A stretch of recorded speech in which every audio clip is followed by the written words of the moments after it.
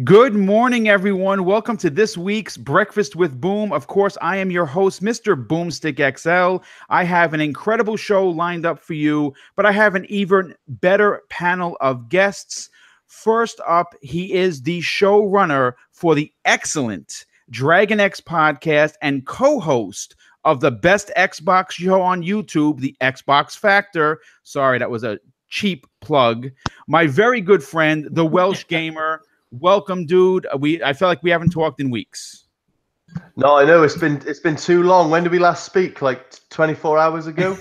I can't handle it, Boom. I'm already getting twitches and withdrawal. It's horrible. Well, listen, welcome. I'm really glad you could be here. I know that you're going to be going to a big UK expo, which of course is all about video games tomorrow morning with a bunch of guys from YouTube and Twitter. That should be awesome. We're going to hopefully hear about that on next week's Xbox Factor podcast. So I'm looking forward to that. But following him, she is definitely one of the brightest spots on Twitter. She is a fantastic Twitch streamer and someone who I think should really have her own show. The lovely Blue Rendezvous. How's everything, darling? Thank you so much for hanging out with us today. Oh my gosh. Hi. Thank you. That was very sweet. I'm excited. It's also to be very here. true. It's been so long since I've been on a show. It'll take some getting used to. But hello, everyone. You did great when you were on Crossfire I think it was a couple of weeks ago you were on Crossfire. So you did fantastic, and I think you're going to do great today. Listen, you're a gamer, you stream games, you love playing games. So all we're going to do is talk about them. So don't worry about that. Next is making his podcast debut, though he's no stranger to this community. You know him from his wacky call-ins to the MNC Morning Show. Jerky Boy G-Man 1172. Welcome to the show, my friend. Oh, guys, thank you so much. Like, seriously, Boom, just the way you felt towards Mooch and the gang, this is an honor. It truly is an honor. I am thrilled to finally get to talk to a bunch of you. You know what I mean? Listen, and this is what I really sound like, by the way. Yes, well, you sound great. Your mic is great. Like I said, I really enjoy giving people their shot on shows because guess what? That's what Mooch did for me, and I'm a paying forward kind of a guy. So this is my third week in a row introducing someone new to podcasting and to the community. So that's really cool. Next, he needs no introduction, but I'm going to give him one anyway. He's been known to be lethal in PUBG and pretty much any multiplayer game that requires you to use a firearm, and will be running his gameplay for this Saturday's next podcast. I say vote for Predator. Welcome, dude. I'm glad you came back. Thanks for having me on again. Excellent panel as always. And actually, I haven't even had a chance to play any games this week.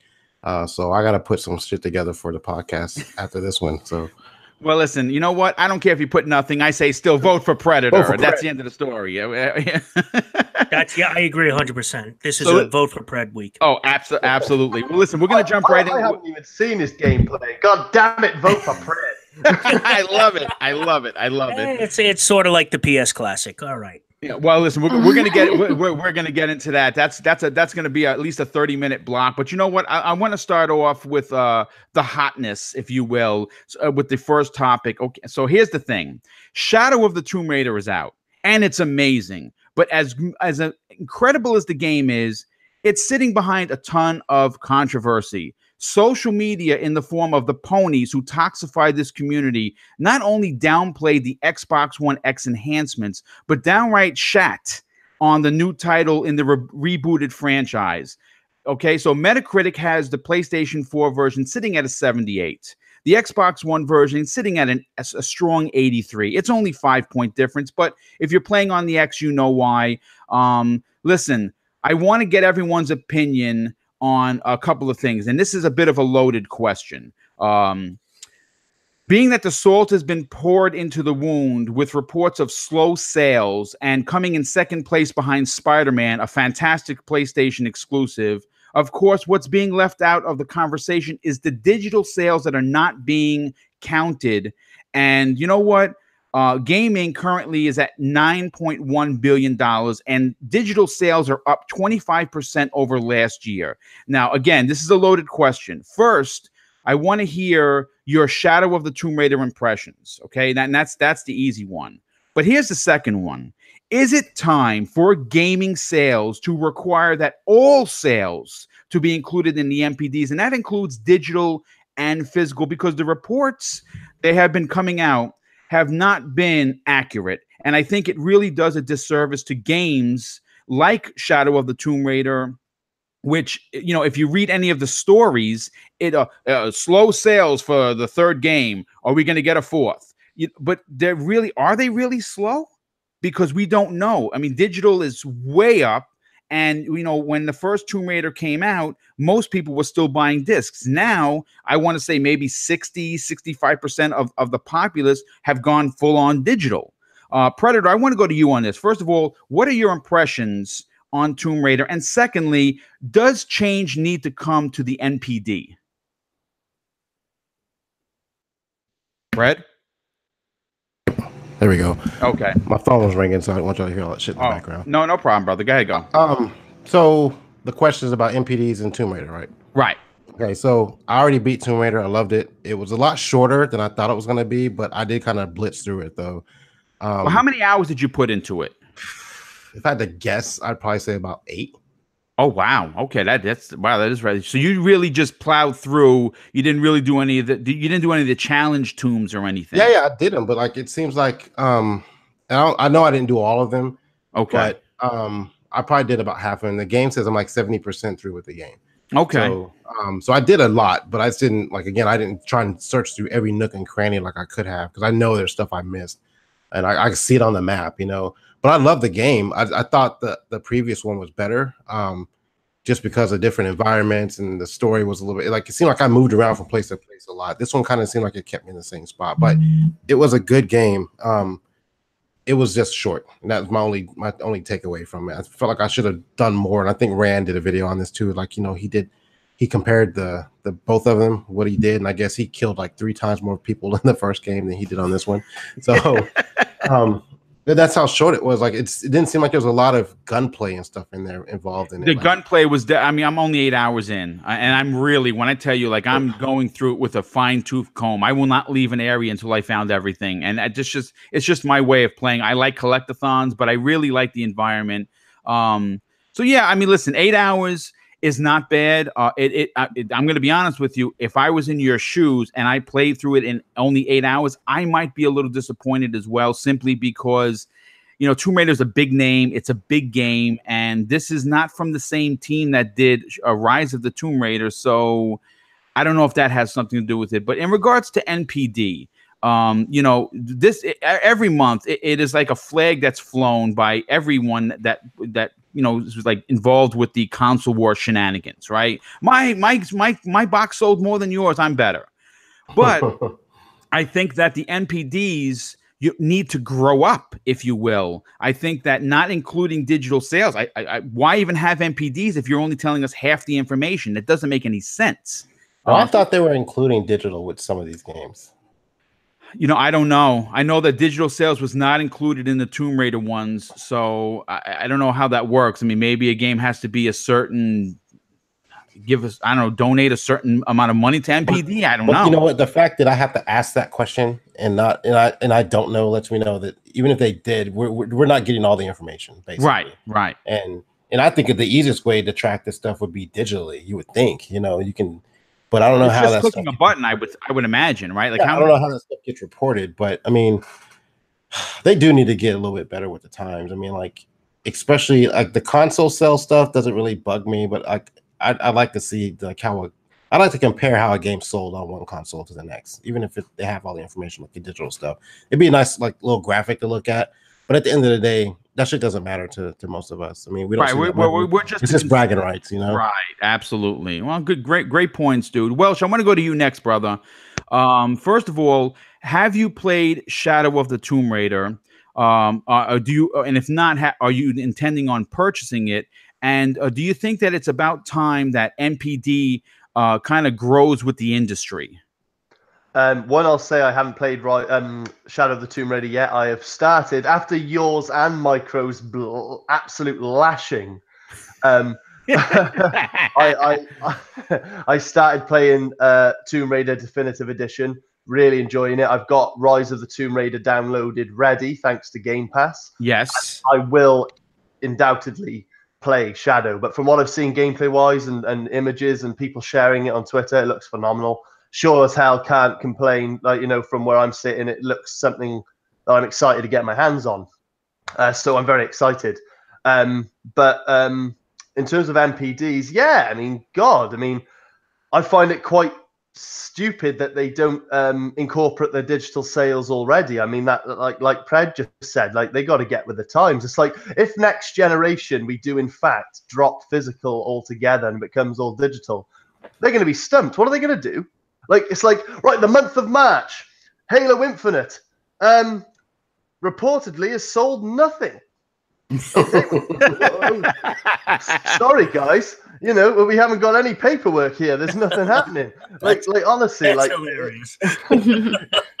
it's just, well, it is hilarious because that's how stupid it is. Like if you're gonna report on sales figures in 2018, yes, you have to incorporate digital. It's common sense. I would think so. I mean, look, again, I'm not a businessman. I don't think anyone here is a business person. But I would say that common sense should reign supreme and say, okay, we're going to report the numbers, but we're going to advance our systems to report all of the numbers so everyone has the proper information. I know it sounds dumb saying it out loud, but that's exactly how the system is. It is old. There's no doubt about it. Blue, I want to go to you. I don't know. Have you been playing Shadow of the Tomb Raider? Okay, so I might be a little worse off than Welsh. Like, I haven't even finished the first Shadow. Okay, no, that's fine. That's okay. I haven't started playing it. No, and I've been kind of in a weird place about single player games in terms of like starting them and actually finishing them. But that's a whole nother story. However, I have been watching like my husband play, and not all of it because I don't like spoilers, but first of all, it looks amazing. It does. It looks, if you have a 4K TV and if you have the Xbox One X, it looks absolutely fantastic. That's a phenomenal looking game. So I will put that out there. For the people who are saying, oh, you know, it doesn't look that great. Oh, you know, the little the Xbox One X, you know, enhancements, all those things. Like those things work, okay? There's a difference. But I also do think that it's important that they do incorporate the purchases, the digital ones, because like I'm super surprised that people still buy physical copies. I'm not gonna lie. All of my purchases are done digitally. Do you guys purchase? No, I'm all digital. The only physical discs that I get is when I buy a collector's edition. Right. That, you know, like for instance, Fallout 76. I'm getting the collector's edition because it has the helmet. I'm so excited for that game. But yeah, my last two physical purchases were Titanfall and The Division. I'm looking at them now. I mean, I still have a few, but yeah, it just because they were on sale or something, you know, different. Like there was something going on there. But usually I purchase everything digitally. I mean, I'm surprised they still have numbers to go off of, you know? Right. I agree. I just think it's there comes a point where with technology, there has to, you know, you expect that when you go to buy a new phone, it's going to have the latest program. So when you click on the app is going to tell you everything that you need to know.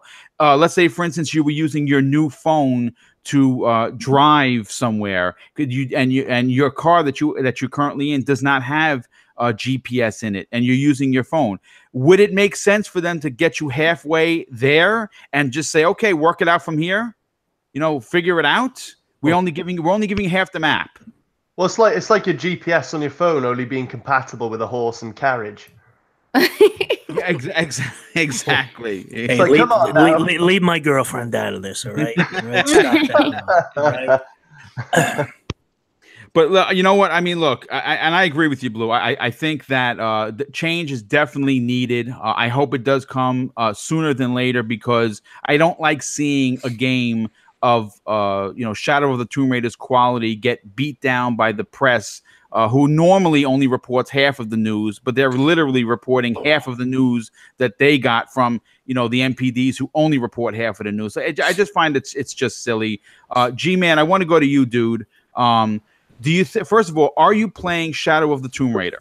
Yes, I am. Okay, so let's get your impressions on that, and then we'll bring absolutely. I was a thankful recipient of a gift, Shadow of the Tomb Raider, digitally, nice. By the way, digitally, from a lady friend of mine, and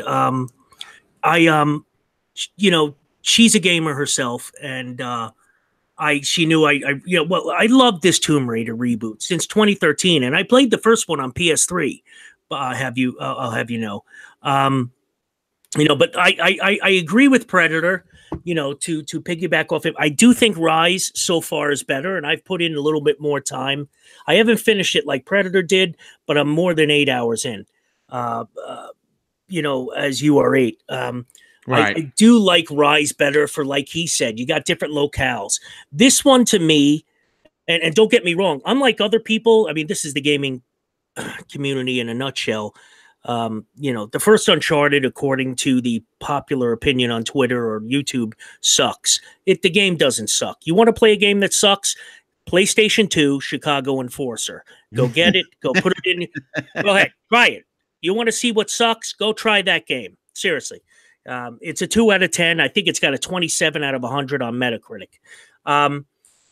This game reminds me of Uncharted 1 in that sense. You're in this jungle. You got this setting.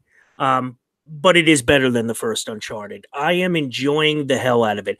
Graphically, it's phenomenal. Blue Rendezvous, she hit it off. She hit it on the head. If you have an Xbox One X, you cannot go wrong whether you choose frame rate or resolution. I personally choose frame rate. I guess because I'm a film buff and I'm used to seeing 24 frames per second. When I see anything above 30, and I think this game runs close to 60 on high frame rate, mother of God, it looks phenomenal. You know what I mean? And then if you choose resolution, you're getting the lock 30, and it just still looks fantastic.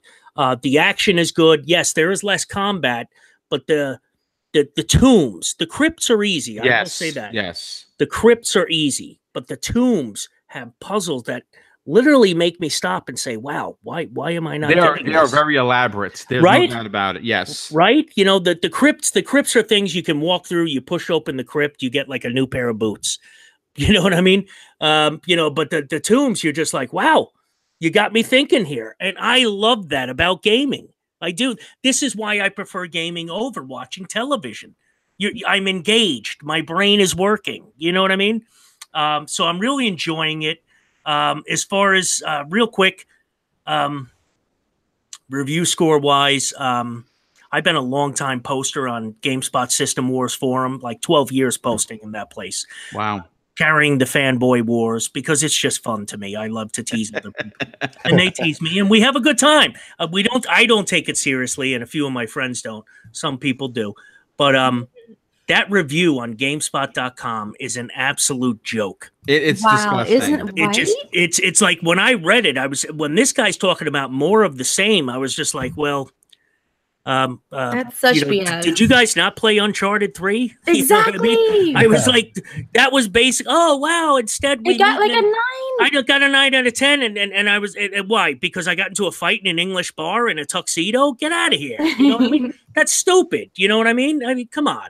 It just, that site more than any other that I frequent is very biased. Well, I shouldn't say the site is, the reviewers are. And I think that's something that I can say, like a guy like Mooch or Crap. They say, look, guys grow up on the PlayStation, they get jobs in the industry, whatever. I'm off on a tangent now. I love the game. Shadow of the Tomb Raider is phenomenal. This game is at least an 8.5 in my opinion. Okay. Well, listen, you know what?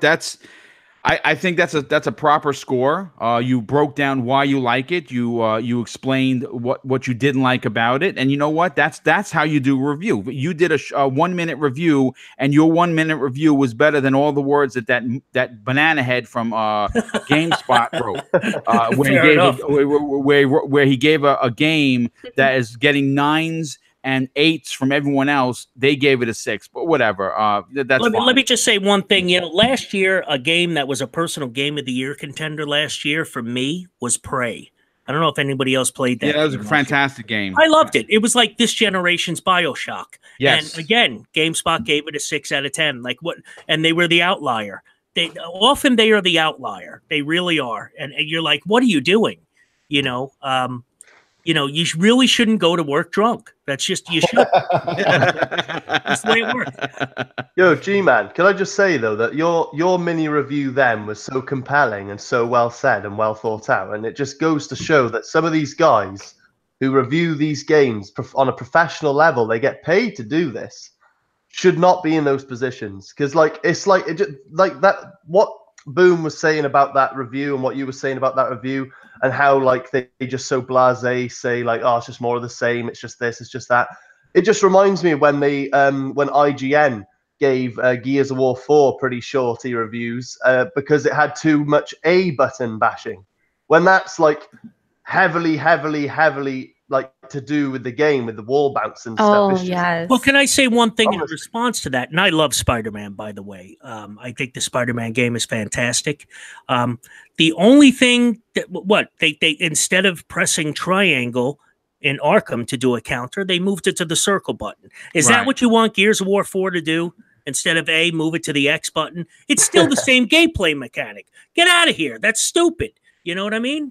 No, I completely agree. It just further proves that these guys behind these, okay, we can call out bias or whatnot, but it's just not fair. It's not fair on the developers of these games, for one, let alone the gamers who they wait in line with their money in pocket and they're looking to these reviewers for the right answers. Is this the game for me? And then they're getting told lies. Really, it's wrong. Yeah, I agree 100%. My thing is that if you're going to say something, then you have to keep it, consistent. Don't switch it just because it's a different platform. Beautiful. You're dead on. It's something anybody who played baseball or loves baseball can tell you.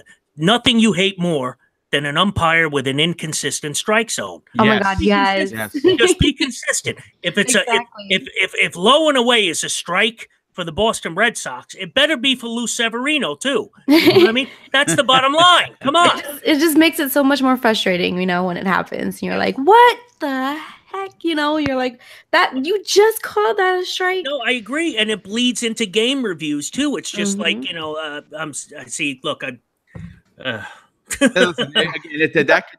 we could talk about this all day long because it is, and I want you to do your show. So there's no integrity. There's no journalistic integrity anymore. It's very unfortunate. It's it's very Twitch based. And that's not going to change. People's opinions are their opinions. They are entitled to it. I would just like to throw out there that if you are a reviewer and somehow you're listening to this very small show, take it from a guy that's going to be 48 next week.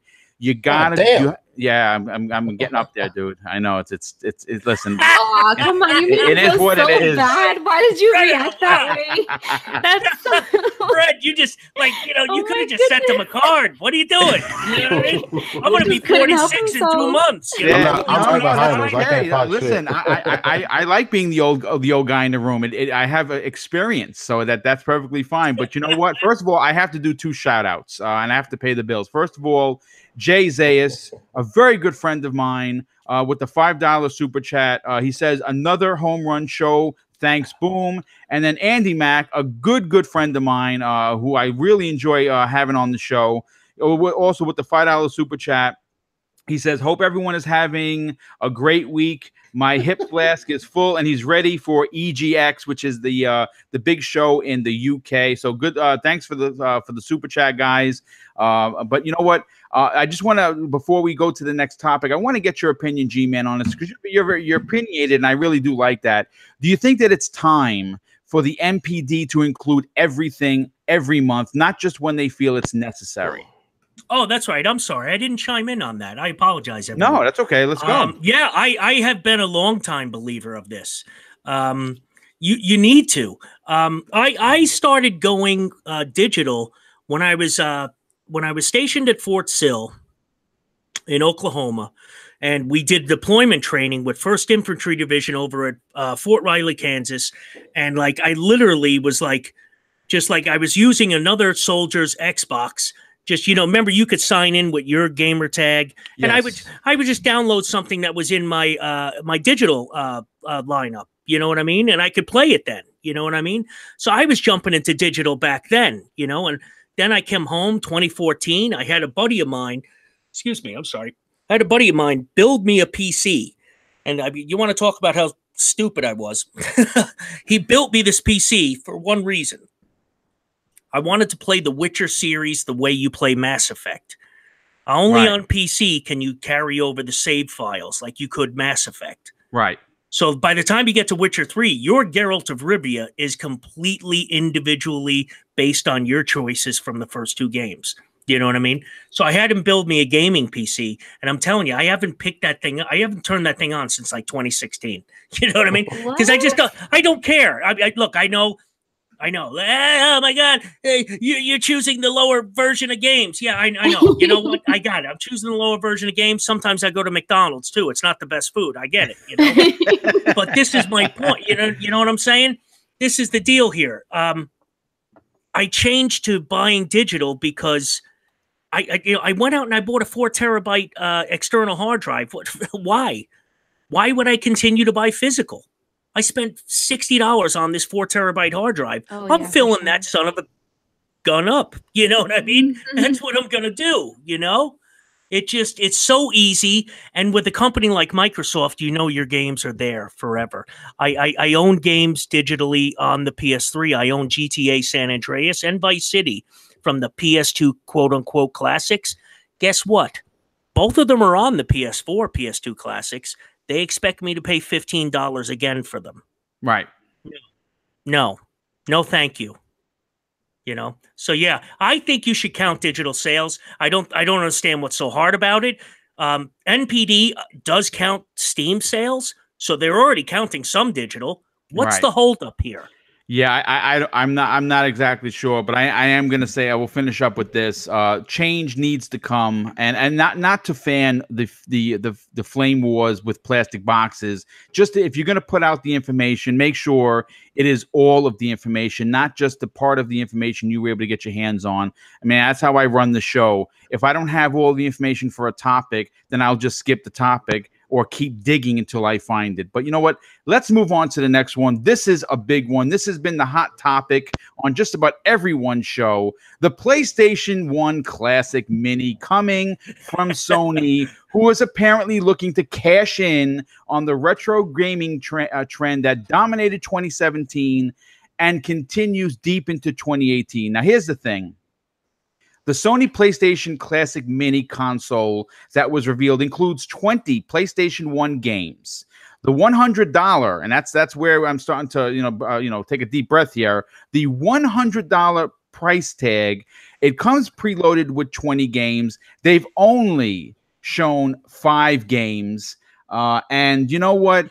This is very This move by Sony is if you can't see the writing on the wall at being as a cash cow kind of a move.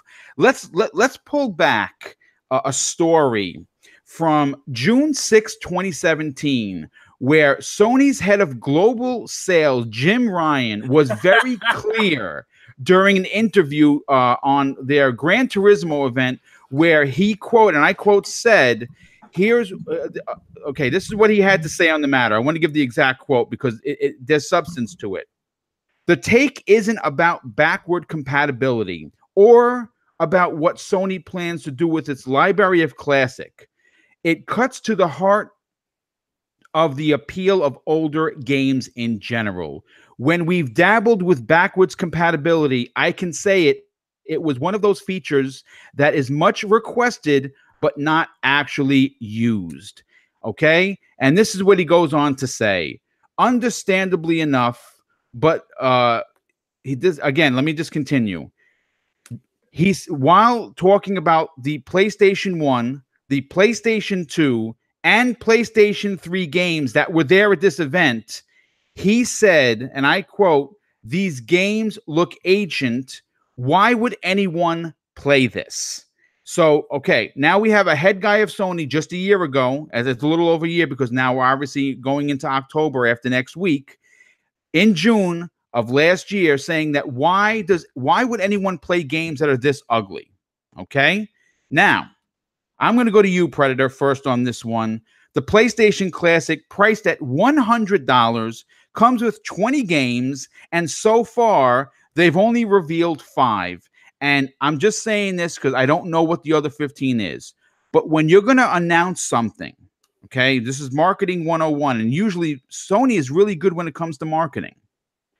They put their first 5 best games out there to say, okay, this is the first 5. Everyone gets excited. The first 5 they showed, not so much. And I just need to add that they're not including the AC adapter. That is a separate $25 purchase, making this $125 if you're not going to use the USB cord to plug into your TV. Predator, is this a day one buy for you automatically, or are you going to just hold your nose and keep walking? It's a never was for me. Okay, very good. Excellent. I didn't even look at this. I honestly have not followed this because A, I'm not a retro gamer. I've let that be known plenty of times. B, you don't need to buy a mini console when you have back compat. Yes, good point. I get those games already on, even though I don't have a huge PlayStation library of games. I'm a one and done guy. I'm not gonna go back and play a game.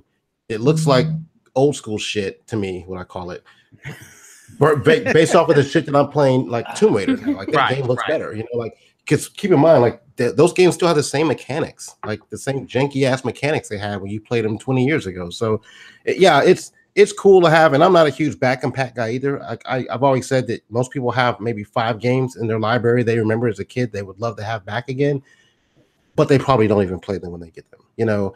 And outside of those 5 games, I don't even look at half of the shit that's back compat. That's just me. So, in part, what he said about, you know, it's a lot of people don't play those games. For me, that holds true. I'm one of those people. But I also think there are people who do play these old games. And as of note, like when Call of Duties and Red Dead came back compat, those games, like, they came back popular. You know, they were back on sale for like $30 to $60 and stuff like that. So there's a market for it.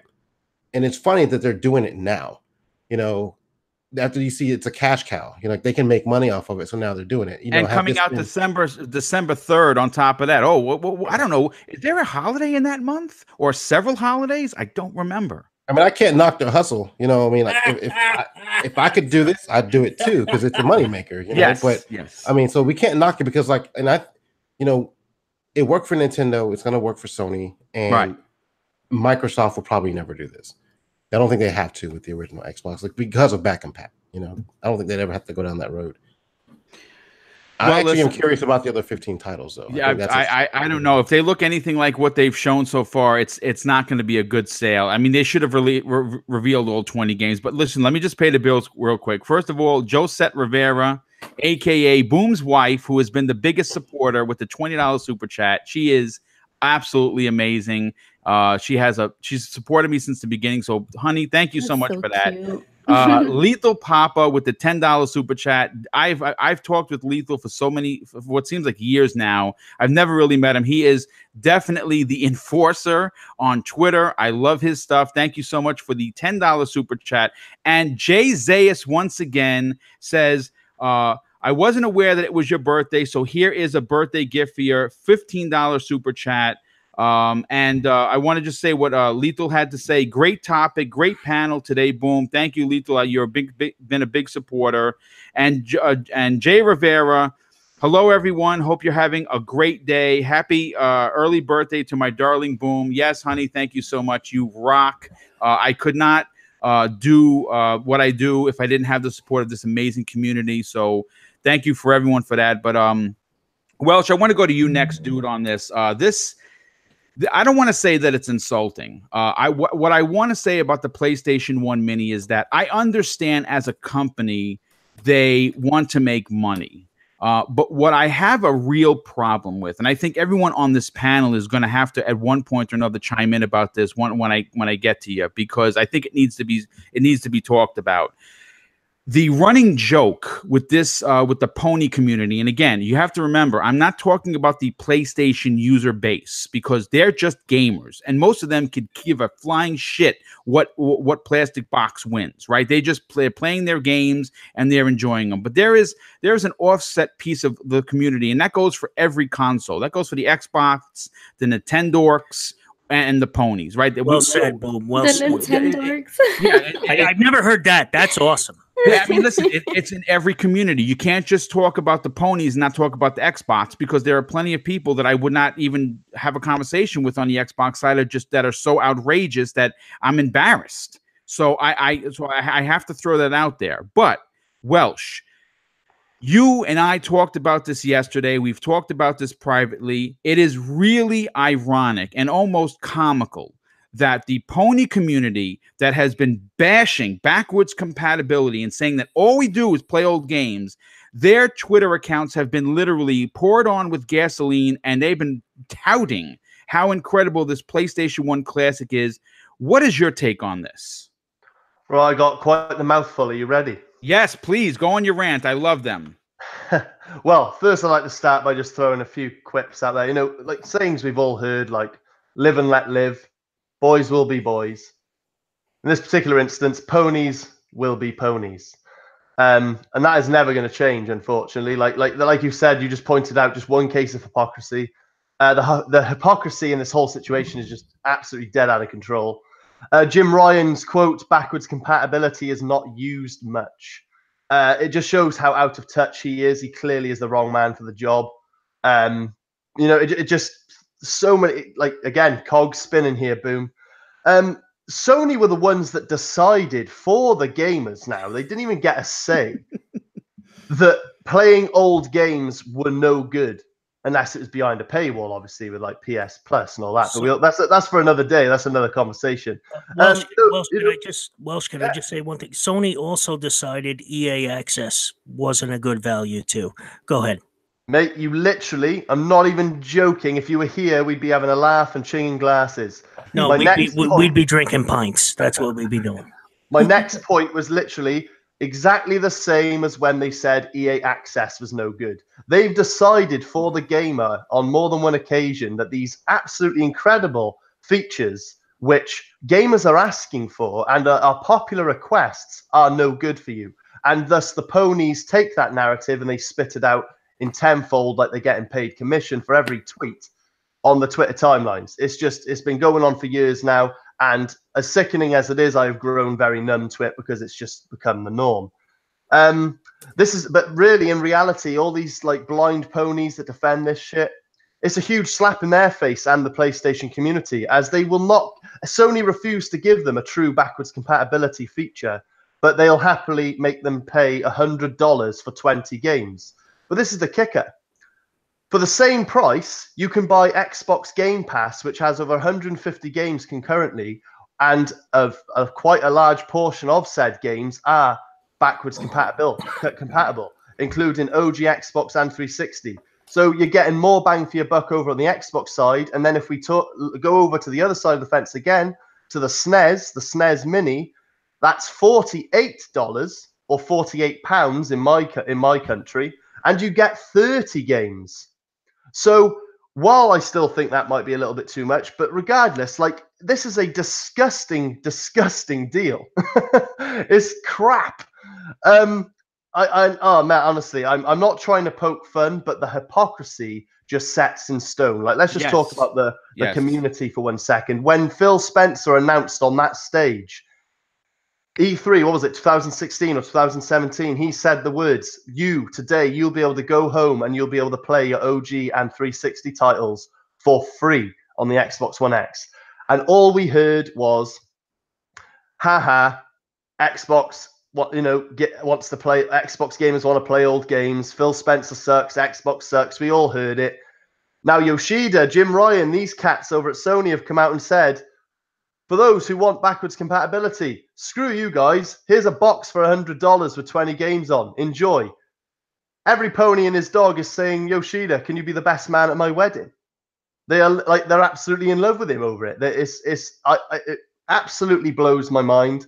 And all I will say is the advantages to this is that it'll be a cool collector's item for the people that truly want it. Big ups to you, to each their own. I got nothing against people who are excited about this, but the bigger picture here is the hypocrisy has just gone way out of control. Just when I think the hypocrisy levels have died down, something like this resurfaces and just makes me scratch my head so hard that I'm seeing blood.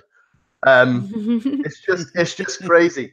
I just have to point out the hypocrisy and the plain copyright of Nintendo. Just copying of Nintendo and their strategy. I know what Pred was saying. It's a moneymaker, can't knock their hustle, and I'm with that completely agree. But at the same time, you've got to call a spade a spade. This is disgusting business practice. A huge case of hypocrisy, and once again, just shows the level of anti-consumerism that Sony provides its gamers. Hashtag for the players. Dude, that was fantastic. And Blue, before I get to you, darling, I just want to also shout out Butcher Van with the $20 super chat. He says, happy birthday, brother.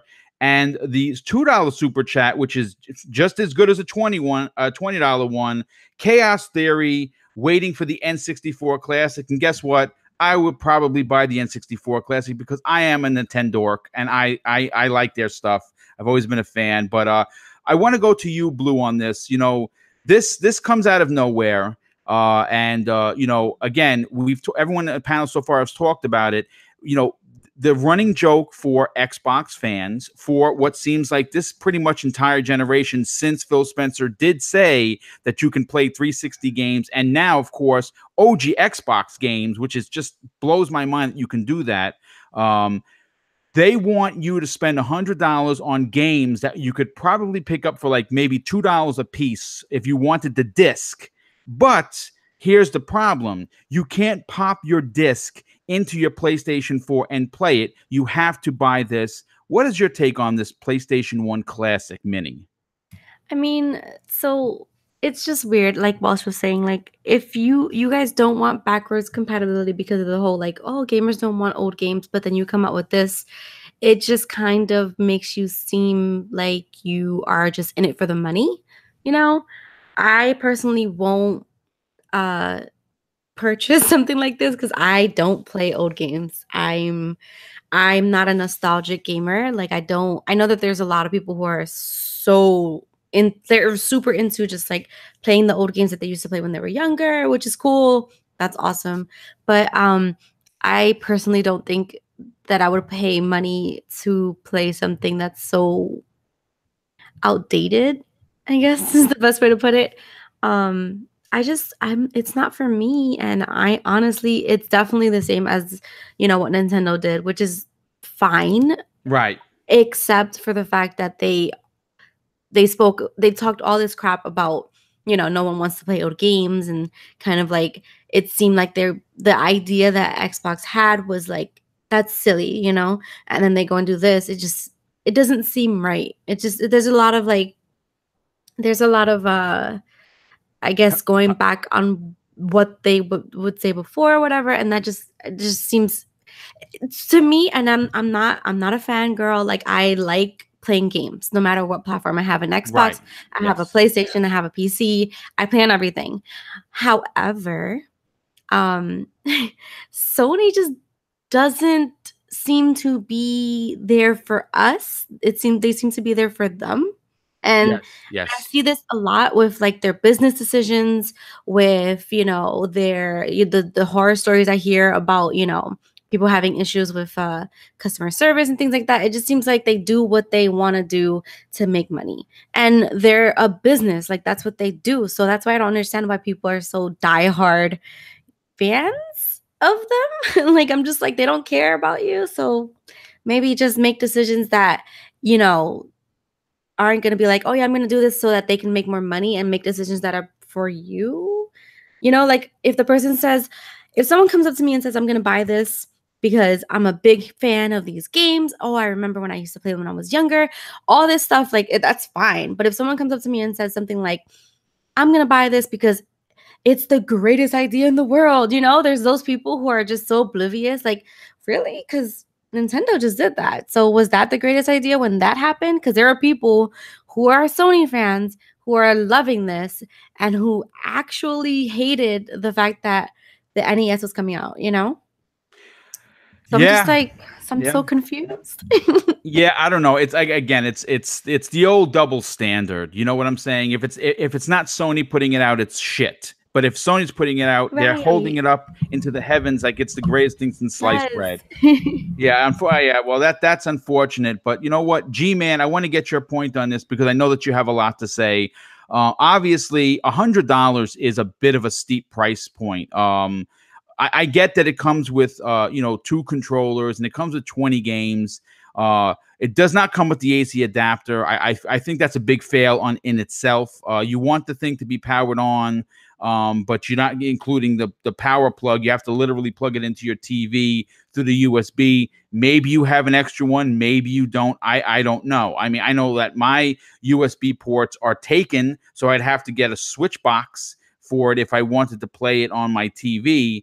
But do you think that this is being almost like an oxymoron from Sony? On one hand, they're saying that old games suck and you shouldn't play them, and then the other hand, they're saying, hey, guess what? $100, you can play 20 of our oldest, crappiest PlayStation 1 games.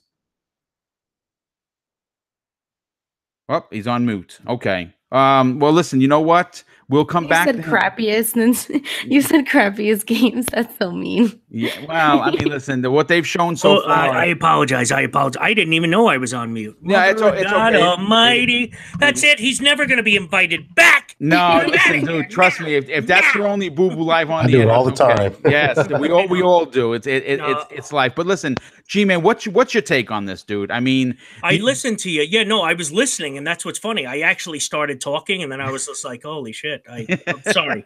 That's okay. Go ahead, go. So yeah, I agree with you 100% on what you were saying. Now it's funny. I bring it back to where I have spent so much time. IGN, Gaming Bolt, GameSpot.com, System Wars Forum. Just basically talking with other gamers, teasing other gamers, breaking chops, and whatnot. And but when it comes to the fanboy wars, there are people that take that stuff very seriously, and then there's people like me and a few other guys on the forum that just literally have a great time poking fun at them. I own all systems. I have a preference.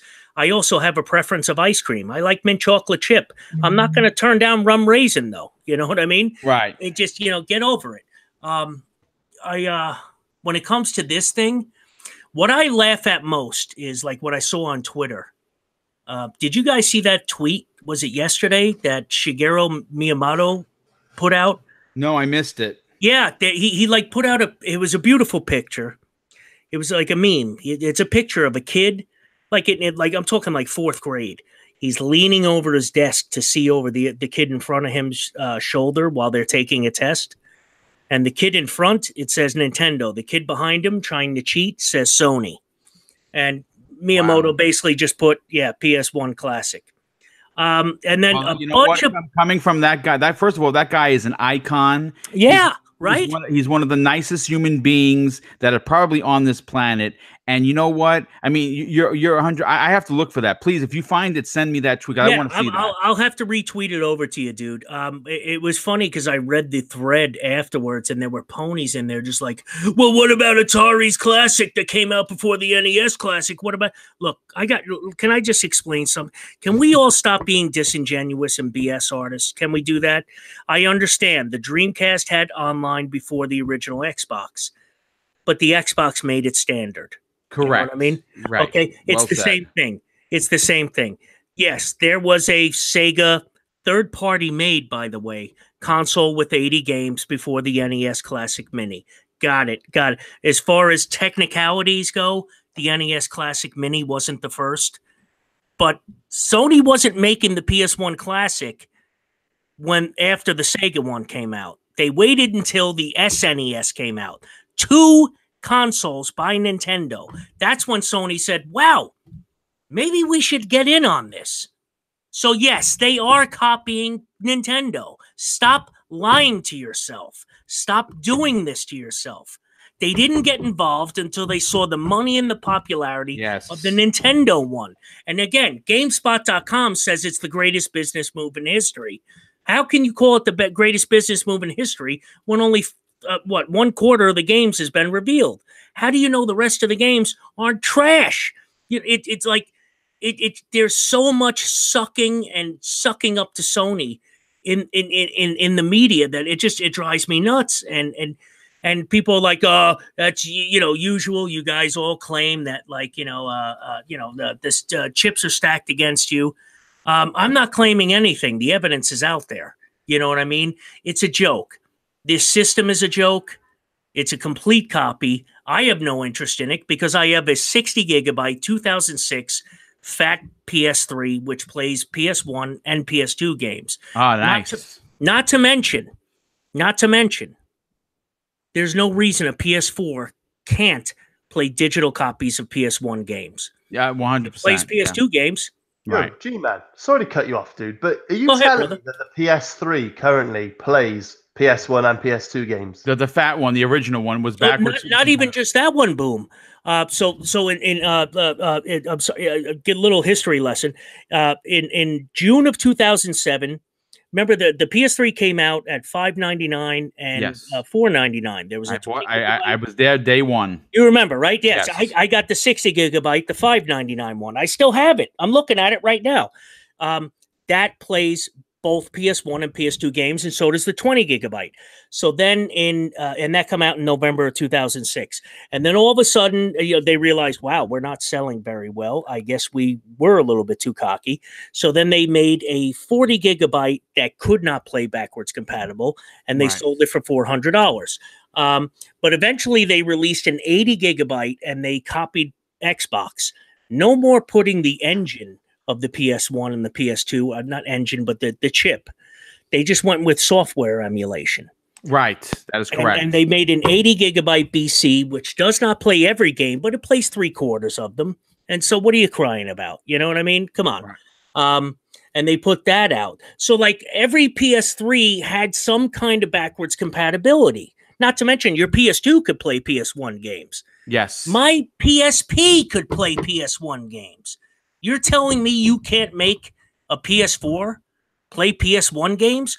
Dude, we can pinpoint missiles from 40 miles away to blow up spots in Afghanistan. We have Franks that pump when you cook them. You understand? You can't make a PS4 play PS1 games? Come on! It's not that they can't. They just don't want to. Yeah, they don't want to. And a lot of people don't realize this. When they took backwards compatibility out of the PS3, the first thing they did was release God of War Collection. They were the kings of remasters. Of course. What is Microsoft remastered? Fable Collection, Halo Anniversary, and Halo 2 Anniversary. And at least when they remaster something, they give it a whole wipe over. Right. You know what I mean? Have you guys played Shadow of the Colossus, the one that come out for PS4? Yes. Yeah, dude, it's a great game. I love that game. I really do. I love that game. The graphics are beautiful, but he still moves the same way he did 10 years ago. It's like playing an old game. The game is absolutely gorgeous. Wonderful coat of paint. It's a wonderful, beautiful coat of paint. But the animations and the wireframe underneath it is the same. It is. Stop it. Stop. It seems crazy though that the PS3 Fat allows for backwards compatibility, and now the PS4 Pro, however many years later, won't. It's man, like it is right. Welsh, it blows your mind, dude. It blows your mind, doesn't it? Plus, especially when I just went on eBay and Googled not Google. I went onto eBay and searched for a PS3 Fat model, and there was one for $80 or £80 in my country's currency. So you could pick one of them up and have the pick of the litter, really, with all the backwards compatibility games, and it's still $20 cheaper than this box with 20 games they're trying to sell you. Yeah. It's just, it's a crazy cash grab. You know, as far as business, like Boom, to piggyback real quick, I know I'm on a tangent. I No, apologize. it's okay. This is a conversational podcast. That's what we do. I appreciate it. I was a Series 7 registered stockbroker from 93 to 96, you know. I don't know if any of you ever seen that movie Boiler Room. If you haven't, go rent it. After you watch it, forget it, because it's not the same as what I actually experienced. But anyway, my point is, you know, so I've always been tracking video game companies because it's something I tell people all the time. How do I get into stocks? Well, find something you're passionate about, because you're not going to, if you don't like pharmaceutical companies and you don't care about drugs, you're not going to track your money if you put it into them. You know, I put my money into video game companies, and I have for the last 25 years. The bottom line is this company, they have found their niche. Boom. They have, meaning Sony. They found their niche. They gave up. Remember when they had MAG? Yes. Last gen. Yeah. They had and honestly, MAG, it had some fun. It wasn't great, you know, but Resistance 2 and Resistance 3 were phenomenal. Yeah. Those were good games, dude. And their online was excellent. Killzone 2 was a great game, and it had a great online. Killzone 3 stepped it back down. Killzone 1 was on the PS2, so let's not talk about it. This company realized, all right, screw it. Microsoft has us beat on the online. So they have basically, they found their niche, Sony and PlayStation. The vast majority of the consumer public with gaming, they just want to be an action hero. That's what they want. They want to be a superhero action hero. They go to summer movies. They want to be that person. You can't be that person. You know, I can't run outside, put on a cowl, and find somebody dressed. What's that? Put on some tights. You know what I mean? You know, trust me. You know, about 10 years ago, I'd have looked great. Now, no, not so much. You know, but you know, and not to mention, I may find somebody dressed up as the Joker at the Halloween parade in the village, but I don't like going down there. You know what I mean? So. My point is this, dude, people want to be what they see in movies, and that's why Sony has capitalized on it so well. Third-person, narrative-driven action-adventure games. And they're making money hand over fist because that's what the mass want. They want that. The mass single-player want. Right. The mass single-player want that. Sorry. All right. Go ahead, Boo. No. Listen, everyone made great points. G-Man, you were fantastic. I really appreciate it. But I want to move on to the next topic, and I think it's going to be a good one, and it's going to segue in because it's going to involve Rockstar Games. First of all, GTA 5 turns 5 years old. Today marks the 5th year anniversary of the original release of Grand Theft Auto 5. It had the biggest launch in entertainment history, and GTA 5 has gone on to become one of the most successful games of all time. And its multiplayer mode, GTA Online, has a huge fan base and continues to be upgraded. After 5 years, a lot has happened. Let's look back at what basically half of a decade what they were able to do. Here's the thing. GTA 5 surpassed 100 million copies sold. And I'm going to say this, okay? This is across only 4 platforms: the Xbox 360, PS3, Xbox One, and of course the PlayStation 4. What is incredible is that this game not only is 5 years old, it continues to print money by showing up in the NPD's top 10 every month consistently. Consistently. It is. I'm going to say this, and I said this maybe a couple of shows ago. Everyone on this panel, you don't know it, but you purchased 6 copies of this game. Check your house. There's one sealed somewhere. Yeah, probably. Like an Easter egg hunt. Trust me when I tell you, someone bought it and put it in your house. It's there. You bought 6 copies. You are helping them print money. Predator, I want to go to you on this, dude. Is this not the most incredible story in gaming history that you've ever heard of? It is. I'm like, who the fuck doesn't have this game? Every time I see it in MPDs, I'm like, everyone owns this now.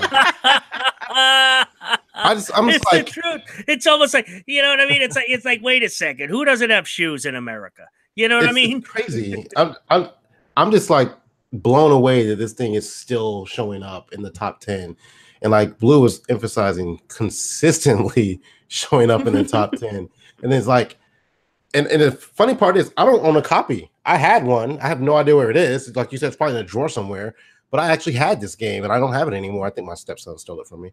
But shout out. Yeah, right. I called his ass out. See? I'm still shocked that this game is still being sold the way it is, and it's like they don't ever have to print this again. And you know what would be really crazy if they did a remastered edition of this later? Oh no! Yeah, PS5 and Xbox 2, that'd be insane. Yeah, and oh man, and just have it like just pick up right where it left off. I mean, like, why not? Shadow of the Colossus has been on 3 generations. Well, it took them like 20 years to make it, though. No, that's Last Guardian. Yeah, you're right.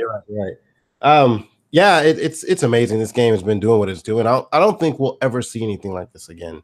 No. And that sells like this, that like over generations.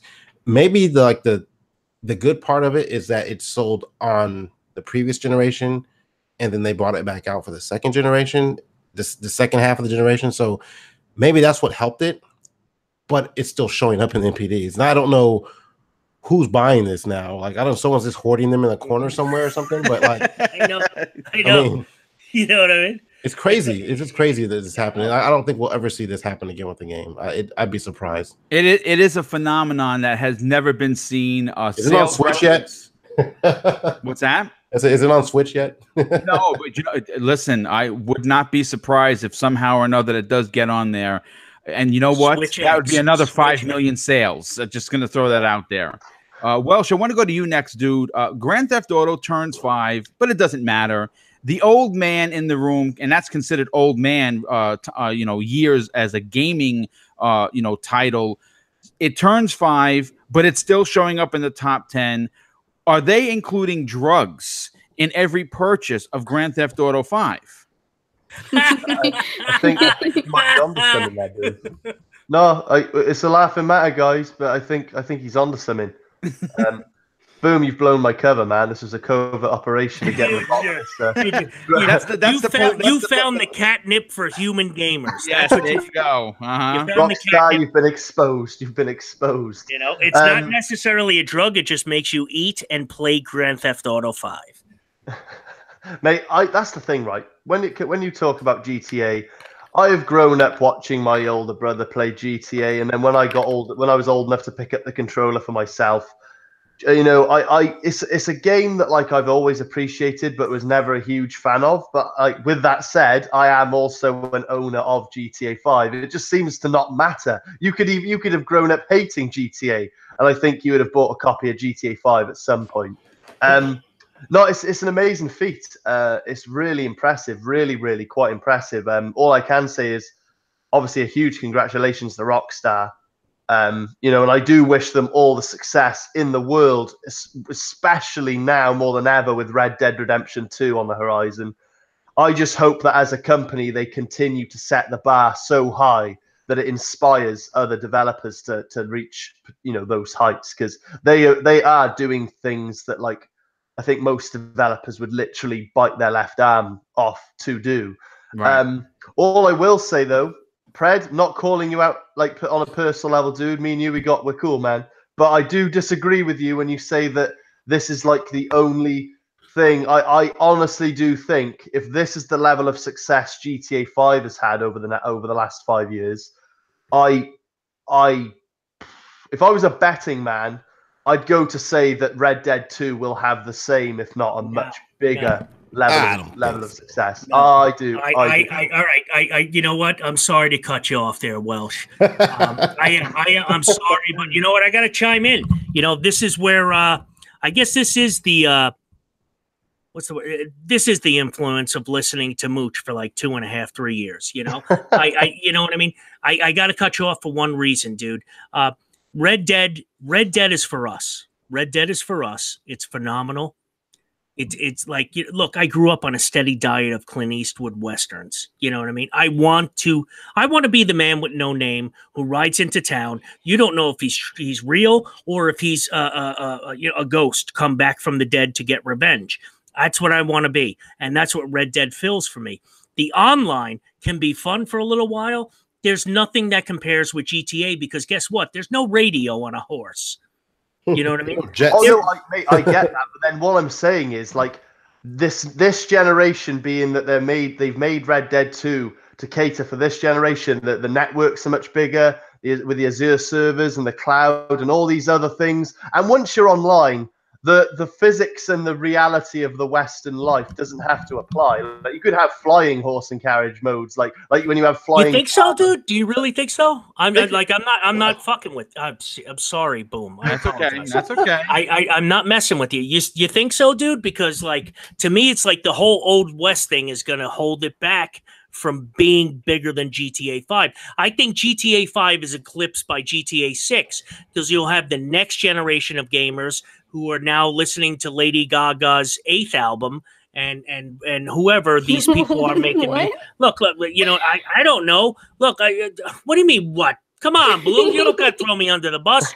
I like Metallica, Slayer, Nirvana, you know, the Stones, the Beatles, and the Doors. That's what I like. You know what I mean? Don't forget Kiss Army #1.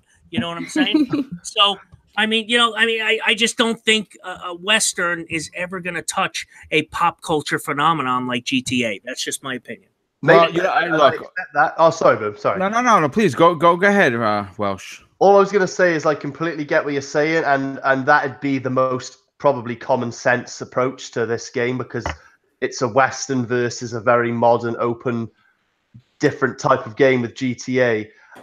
You know, one guy in the chat said that you know GTA appeals to kids of all ages, adults of all ages, and they are right. But I just think like the single player Red Dead, at least for me, just appeals to me more. I know I'm speaking for me now, but I just think You're right. There's an essence to it. I just think it's so much better than GTA in every way. And then when it comes to the online mode, I just think that like with a bit of imagination, they can do just as many funky, crazy shit with Red Dead's online free roam as they did with GTA. I honestly do believe that because like GTA, fundamentally, the free roam was just a single player but bigger and with like lobbies of 20 to 30 people. And then you could go into these random ass game modes like Tron with like motorbikes and stuff. Like it didn't even Tron. I know. I mean, half the time it didn't make sense. They were constantly chucking new game modes of random stuff, and it was fun. And that's why it's so successful even now, 5 years later. And I'm not seeing any reason why Red Dead can't do the same. Like I said, I'm not saying Red Dead will outdo GTA 5. I just think 5 years from now, we'll probably be having this same conversation about Red Dead. I mean, look, I'm going to say this, and you make a good point. If you remember Undead Nightmare, right? That came out and it redefined what GTA with what Red Dead was, right? It literally opened up the whole game to a whole new story, and they're probably going to wind up doing it again. But Blue, I want to get your thoughts on this. GTA turns 5, completely just destroys every video game record this side of Texas. What's your take on the GTA phenomenon and how does it show up in the top 10 in 2018 when the game is 5 years old? I have no idea, but I do want to say kudos to them for actually pulling that off somehow. I do know that the game does have like playable, you know, like you can go back and play the game over and over and over and over. Yes. Like the online part was so smart. They are definitely printing money at this point. Like they haven't made a game since what, 2013, right? So like, dude, they didn't need to make Red Dead. Like if they really wanted to just, you know, keep making money off of GTA, they could have, because people spend so much money on that game. Oh, the shark cards just that in itself is printing money for them. Exactly. And it just has that replayable feature that you can go in and play with your friends and just, you know, keep playing, keep doing missions, keep doing, you know, I tried to get back into the game. I loved it when I first played it, and I tried to get back into the online portion of it, and it was a little bit crazy. Like people have been playing that and have so much money in game that they really just go above and beyond. And it has a factor in it that kind of makes you feel sort of like, I'm going to say kind of like, you know, those games that you can kind of create who you want to be and like all the customization, Yes. and it has that feature in it, and people love that because they want to get away from their real life, right? And they want to be their character and have money in the game and just like all these cars and outfits and houses. So I think that's what it is. It has people coming back because they want that, right? They want to jump into something and kind of pretend that that's their life, No, so that's the truth. You're right. it's a little bit sad if you think about it, but it's just the life of like a particular kind of gamer. They just want to immerse themselves in a world and not really think about Hey, their wait own. a second. What? I'm just kidding with you. No, but yeah, so it's smart of them. It was they and I think that if they incorporate that same idea in Red Dead, they can really go really far. They can do a lot. They just need like Walsh said, a little creativity, and they'll be printing money again in no time.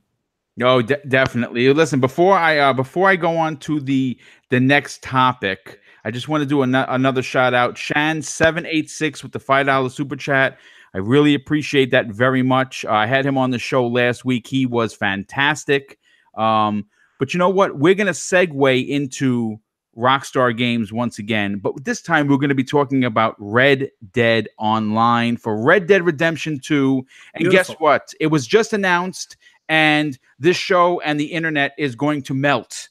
Okay, so I want to read you some of the quotes from this press release from Rockstar Games. Today, we're excited to announce Red Dead Online, a new online connected experience set against the backdrop of Red Dead Redemption 2's enormous open world. Red Dead Online is planned for launch in November of 2018, initially as an open public beta, with more news to come. As well as most online experience of this size and scale, there will inevitably be some turbulence at launch. We look forward to working with our amazing and dedicated community to share ideas, help us fix tethering problems, and work with us to develop Red Dead Online into something really fun and innovative. Access to Red Dead Online is free to anyone with a copy of Red Dead Redemption 2 on either the PS4, Xbox One, and I have another story that's going to be good. This, obviously, Red Dead Redemption 2 will be releasing on both platforms on October 26, 2018. So Red Dead Redemption 2 not starting out with online. And guess what? That's perfectly okay because GTA 5 didn't have online initially, and we just finished talking 20 minutes about how great that is. Predator, I want to go to you. With what Rockstar has done with GTA 5's online, are you expecting Red Dead Redemption 2 online to be as good or as popular as GTA? And he's on mute too. Okay, we'll come back to him. What else? I'm here. Okay. I have two mute buttons here. I have the one in Google, and then I have one on my microphone. And I never know which one I hit because, like, if something happens, like the guy was cutting my grass a while ago, and I can hear the background noise through my mic. I don't know if you guys heard it. No, not at all. Actually, shut it off. I shut the mic off, and like my rookie mistake. That's okay. So I think they built a great foundation for what they've done with GTA and can kind of transition some of that stuff over into Red Dead. So I know they're going to do good things with it. I don't know how long it's going to last, though. And like we were having this discussion a while ago about the popularity of GTA versus this game. I don't think that it's going to hold as long, especially with it not being on PC. I think, with us, that's a good point. With us console gamers, we typically will just move on to the next game at some point. Right. Once something else comes out, like first it was PUBG, it's going to be Call of Duty. After that, it's going to be Battlefield. After that, it's going to be Anthem. After that, it's going to be back to Destiny. And so we kind of rotate our stuff. Most PC gamers, I don't want to be stereotypical here, but a lot of PC gamers, they get something they like and they continue to play that shit over and over and over and over again when it comes to this type of stuff. That's why GTA is popular. That's why PUBG is popular. Like they hop in that shit and they play it. For this to only being on console, I think they're missing the mark with that aspect of it, the online community, because this is something they could easily do crossplay with, or yes. Something like that. but they're going to miss that because they've made the decision. I know I'm kind of getting into a topic you have on your list already. Yes. But it kind of rolls into this discussion a little bit. I think that's going to be a hindrance to them. It's unless they bring it up later, which doesn't seem like they're going to. Right.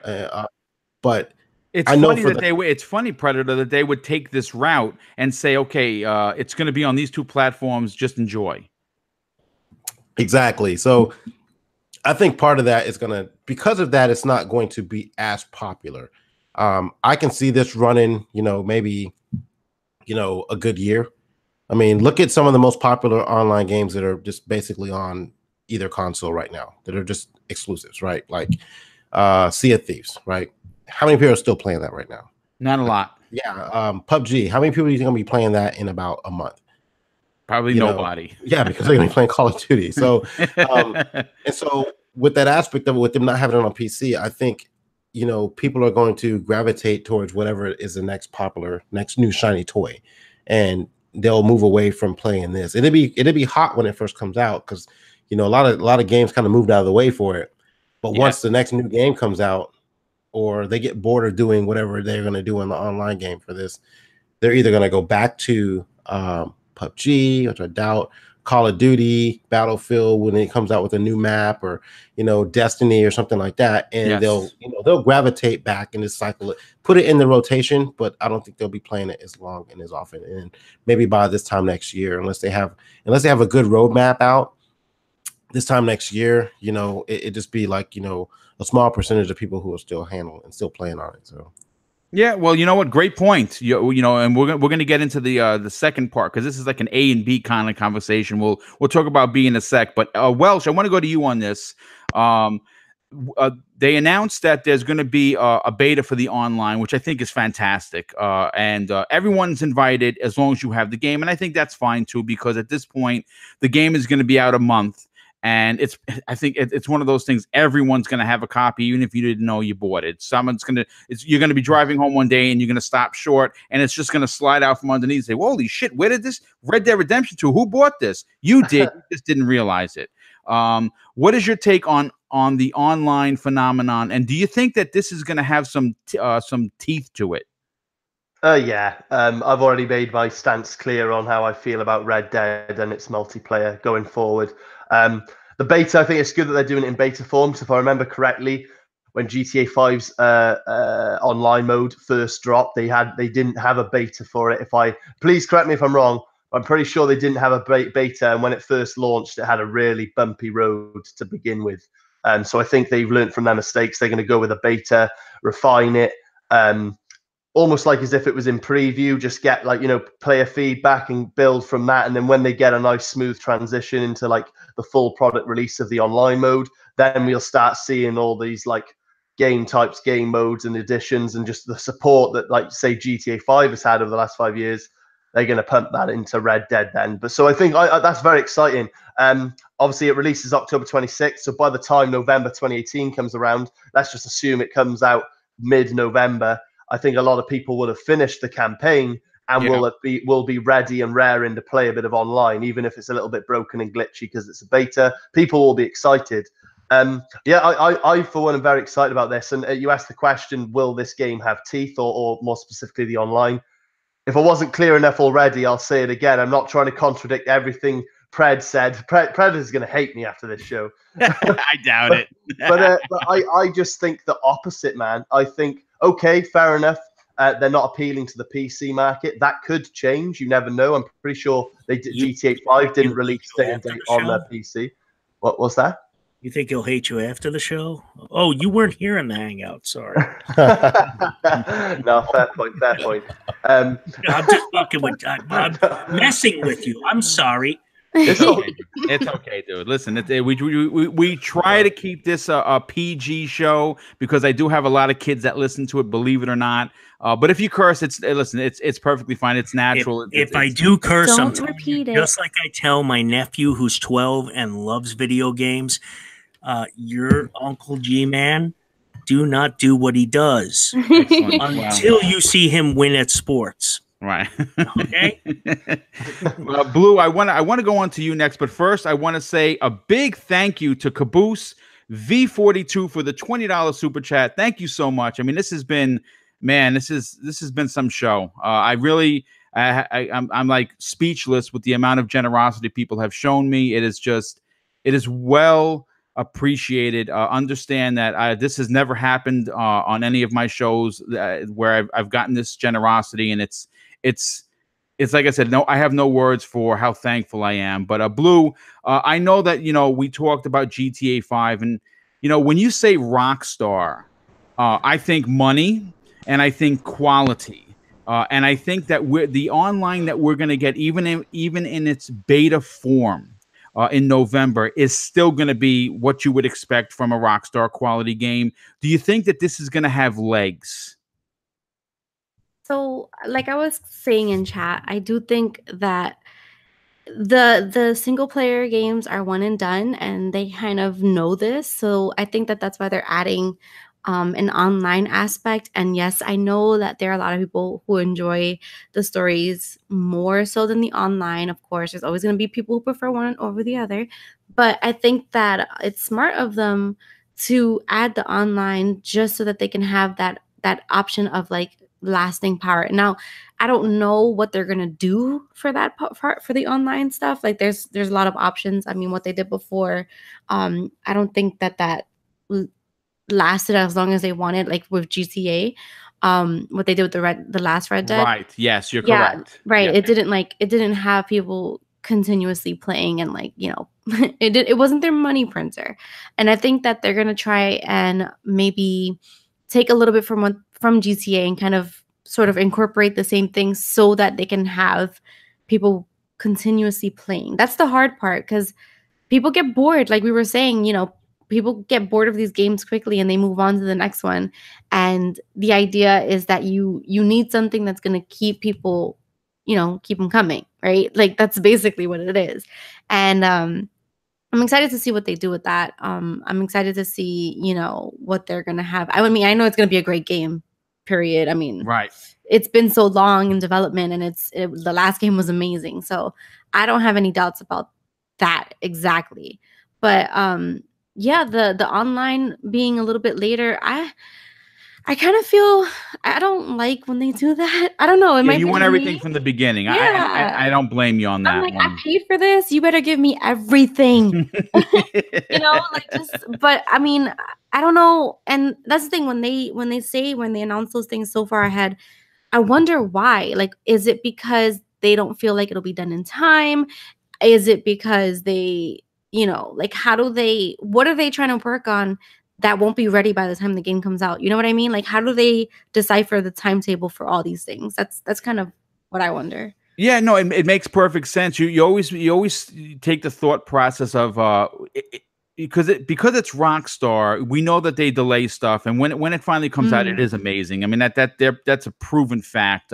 But and someone had made mention, and I'm not sure who it was, talking about the possibility of them wanting people to play the single player, right? Everyone just goes crazy for the single player, and then goes into the multiplayer beta, and then they drop maybe they drop the multiplayer mode in December. I don't know. But G-Man, I want to get to you, but before I do that, wow, man, this is incredible. Pay the bills, brother. Yeah, I mean, RTA King, $20 super chat, dude. I cannot thank you enough. I mean, this is just, again, I'll say it, not sound like a broken record. I am literally speechless with the generosity of this community and how open arms they've had for me. I thank you so much. That's just amazing. But G-Man, let's get to you on your point, because I do like the way you break things down. Red Dead Redemption 2 is going to be big. There's no doubt about it. And you know what? It might, and I'm saying might because I don't know, surpass GTA 5 numbers on sales initially. I think it's going to be the highest selling game of the season for sure, because everyone is really looking forward to this.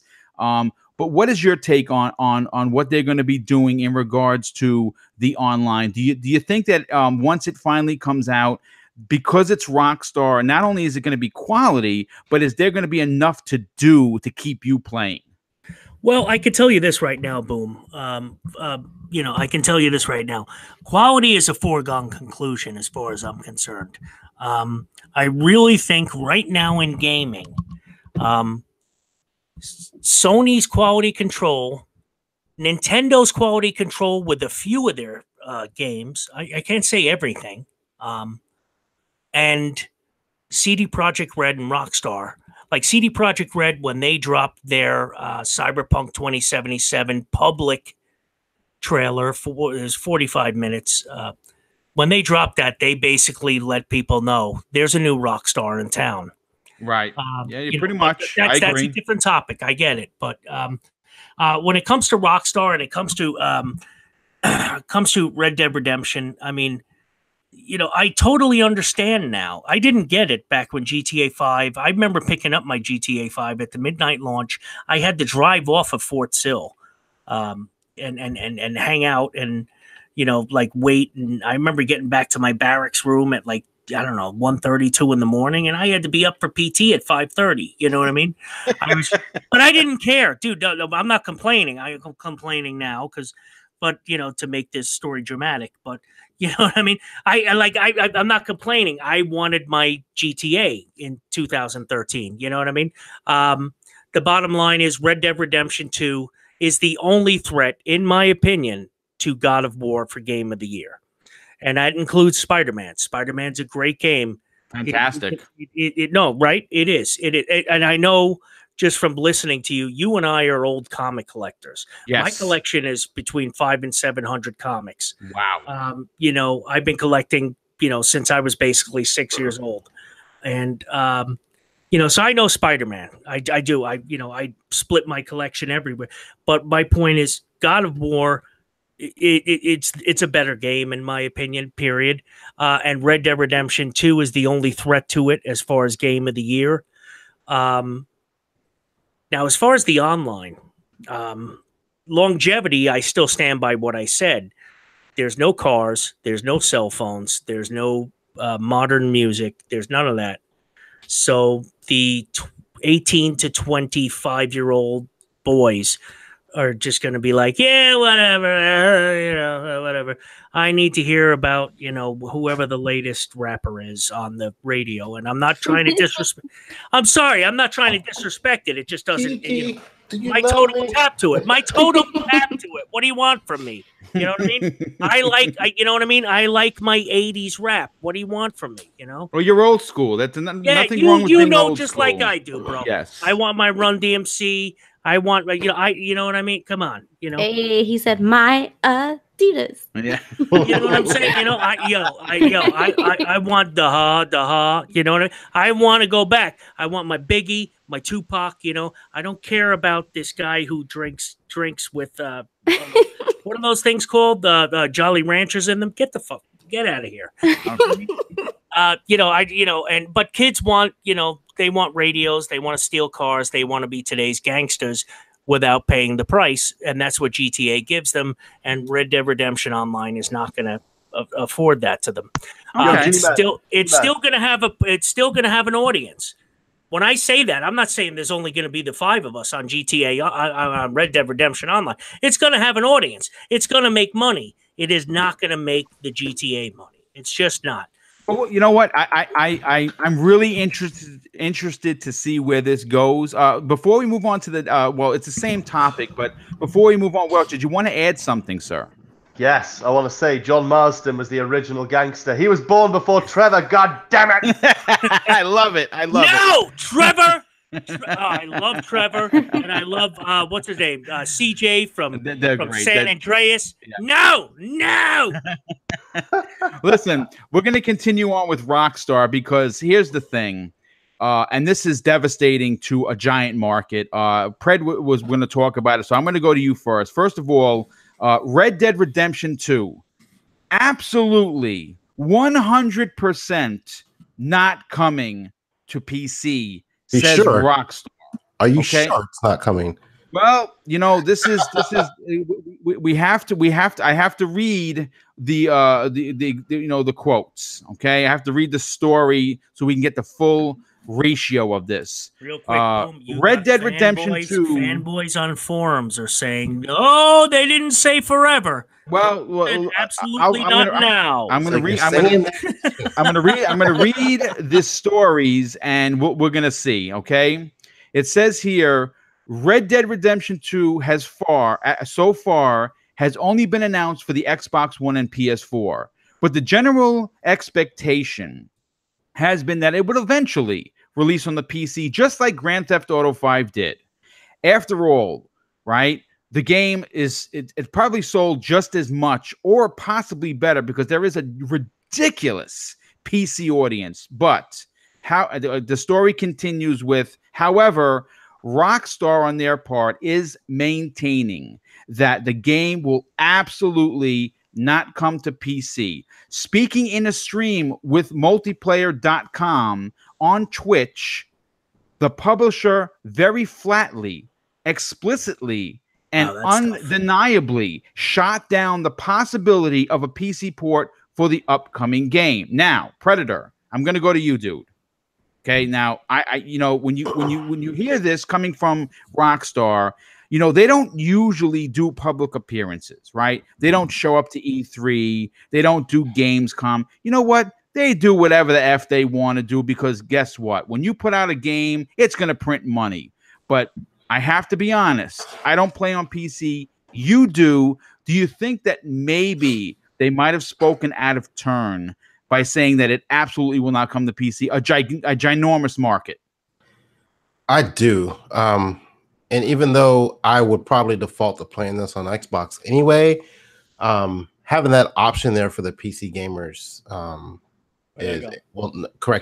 not having that option for the PC gamers now is kind of like, damn, but I look at it from this aspect of it. If you don't have everything, where are you gonna if you do have everything, put it that way, if you have an Xbox, you have a PlayStation 4, you have a PC, a Switch, and this game comes out just on 2 platforms, which one are you going to play it on?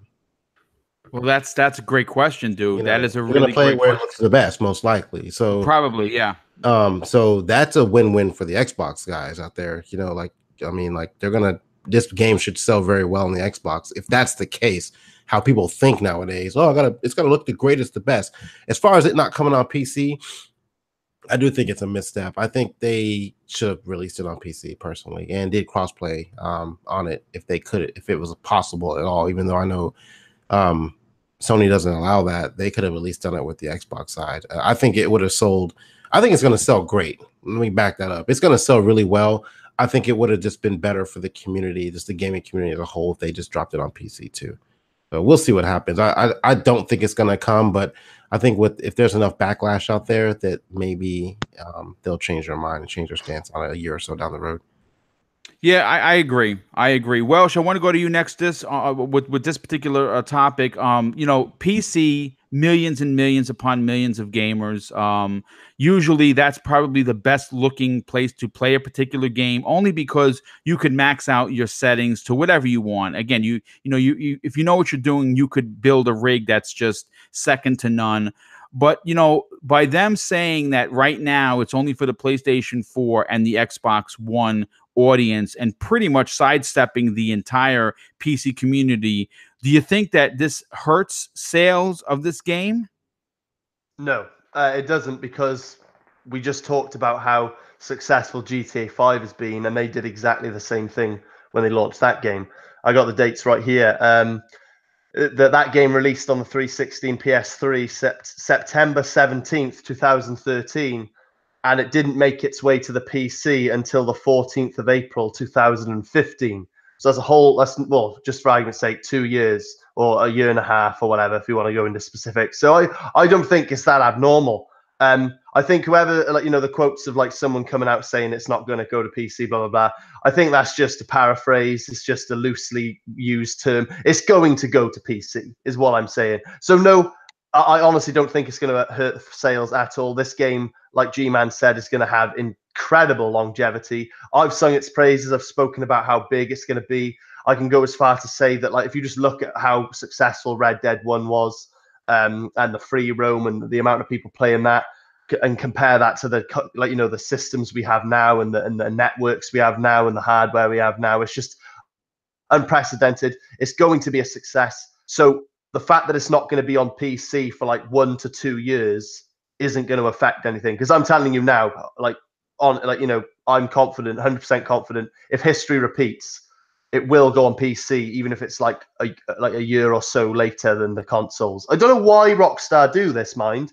They've done it before. Right. I don't know why they don't just do it at the same time, but for whatever reason, they like to concentrate on the consoles first and then move on as time progresses. And I think it's not going to hurt a damn thing. When it does make its way to PC, it'll gain its legs and success on PC then. Yeah, I agree. Blue, I want to go to you on this. Everyone has shed their opinion. I've been reading the chat. A lot of people are saying that it's going to come to PC, maybe a year, maybe 2. I think it's going to eventually be on PC. I think that to sidestep an audience that large would in the long run hurt the title. But what is your take on the game not coming initially to the PC and only on the Xbox and PlayStation 4 platforms? I mean, I mean, you have a PC as well, right? Yeah, but I wouldn't have gotten it on PC anyhow. Like, okay. I mean, I think it would be smart of them to release it on PC just because that's a huge audience. But like the last one wasn't on PC and it did fine. So like, meh. Okay, no, listen, that's perfectly fine. That makes sense. I mean, so if a game comes out, you're probably going to be playing it on a console. Yeah, I most of my games I get on console because I game share. And okay, that makes sense. It's one of those things where it's like it just makes more sense, And I don't really. I mean, I play on PC, but I only play particular games on PC, mostly like Overwatch. That's all.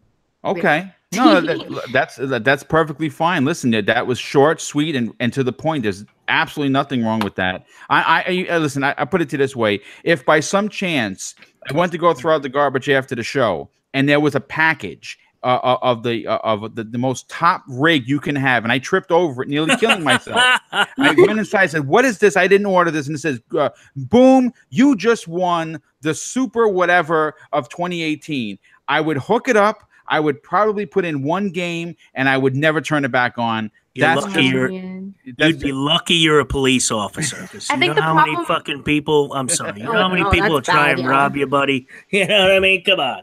I think the thing about it is that, like, with console, especially if there's going to be an online aspect, you're going to want to play with your friends. Yes. And if you play on console mostly anyway, you're going to get it on console because, like, why would you, switch platforms last minute like that? That, it makes more sense if you are mostly a console gamer for online games to get it on console. It's just one of those things. Like, if you have most of your friends there, that's what your friends list does matter. There's no doubt about it. That is the most important exclusive any platform can have. Yeah, good point. Well, can I just say that like I think we can all agree here that there is a huge line in the sand when it comes to console gamers or PC gamers. Yes. You are one or the other. Yes. You can have them both. Don't get me wrong, but when a highly anticipated game, whether it be Assassin's Creed Odyssey, Red Dead, GTA, Anthem, The Division 2, Destiny 2, you name your game, it doesn't matter what it is, you're going to buy it for either your console of choice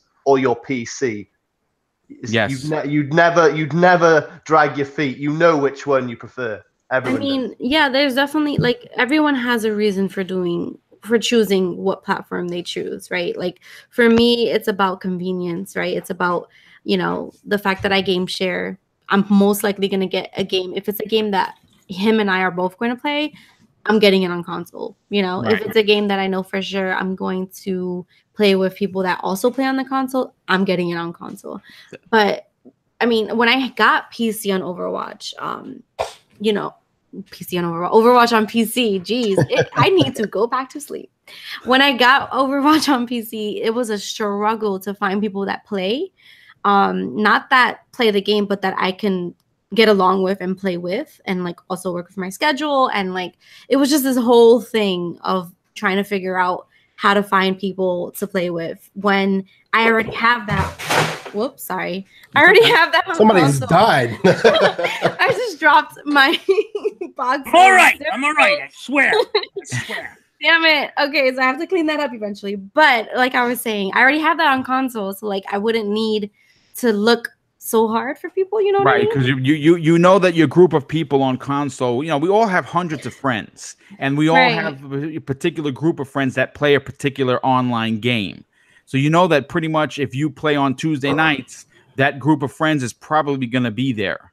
Yeah. Exactly. I'll tell you one thing I noticed when I got my PC about 2 years ago, right? The community there is totally different online than the community on Xbox. Like, there's some racist motherfuckers on PC. Oh, yes, there are. Crazy bad. Like, No.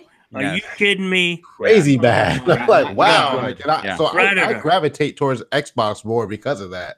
Right. No, No, are you kidding me? I've heard Oh it. my They're God. everywhere. Let's be honest. Yeah, they No, are. no, you're The thing you're is right, that Blue. Party Blue, you're chat right. is so helpful to have. Like party chat, you don't hear any of that crap, you know. Right. You But just try You're to go absolutely off, right. try to get off of party chat and like actually have your like your Open game chat mic? on. Like Dude, open mic, open yeah, game chat. it's bad. Mother it's still of bad. God Almighty! You It's don't- gotten better, but it's not as it's still bad. It's still I mean, bad. Like I should make videos of the stories I have. You know what I mean? It's just like, whatever. Go I'm ahead. black and I've heard some things I've never heard before. Like, and I am white. I am white. I mean, but, try being but I've open always in dated. the setting, guys. I've always dated around. That. Go ahead, Boom. Well, listen, we're going to go to you now anyway. In regards to the online, what we're expecting and how popular or not popular it's going to be, what is your take on the fact that it's going to, they're putting out a beta, it's coming out a month after the game launches, which is fine. Because people are really going to be invested in the story. There's a lot to be told. There's going to be a lot to do in Red Dead Redemption 2. I'm really excited for it because of the size of the open world. But do you think that they have enough, or they're just not telling us anything to surprise us for what is going to be in store for the people who hang around for GTA, for Red Dead Redemption 2's online portion? Well, I'm I'm a big believer that number one, Rockstar are exactly that, rock stars. They run this industry. Let's get real. They do. They don't have to show up at Gamescom. They don't have to show up at E3, and everyone is still lining up to buy their games. I remember an interview in like June of 2014 in Game Informer magazine.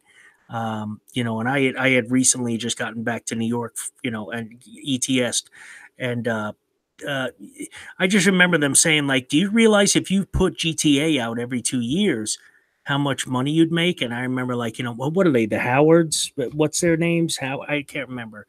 The guys who lead that studio. They were just like, yeah, but it wouldn't be the game we want to make, Right. And I had the utmost respect for that. I really did. It was just like, no, we're going to take our time and make our games right. And they found a way to just make money hand over fist with the online of GTA 5, which did not launch with the game in October of 2013.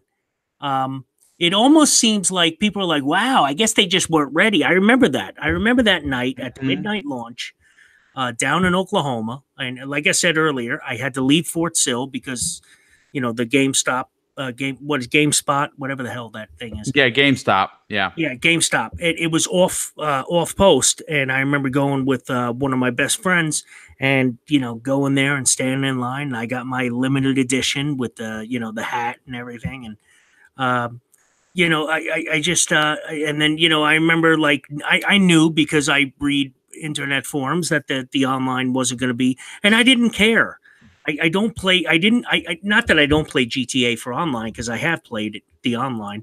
I just, when it comes to Rockstar games, I want to know what Rockstar made first. What crazy story, what nonsense side quests are they going to give me? Like meeting those English people, and this guy wants the rock and roll person from GTA Vice City's underwear. You know what I mean? Like seriously, that was in GTA 5. Yes, They yes. break down on stuff. So I can't wait to see what Red Dead Redemption's going to have. You know what I mean? Well, listen, if you're stealing someone's underwear in Red Dead Redemption 2, it's probably going to be really stinky. So I would stay away from that mission. Seriously, I want to throw it out there. You remember the Red Dead Redemption mission where you meet the guy and he's like, "Can you bring flowers to my wife?" And then you meet his wife. And I mean, she's almost like something out of The Walking Dead. She's just not up on her feet. You know what I mean? So I'm just thinking to myself, am I going to get to meet her when she was alive in Red Dead Redemption 2 since it's a prequel? I'm excited for this. I love the fact that it's coming out a month early. I am all in on the beta.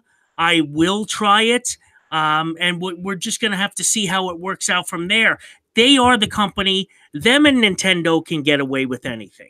Pretty much. I would agree with you on that one. They can get away with so much. They can get away with doing anything because honestly, their products are so quality, And I agree with that with Nintendo. And I was not a Nintendo guy. I grew up on Sega.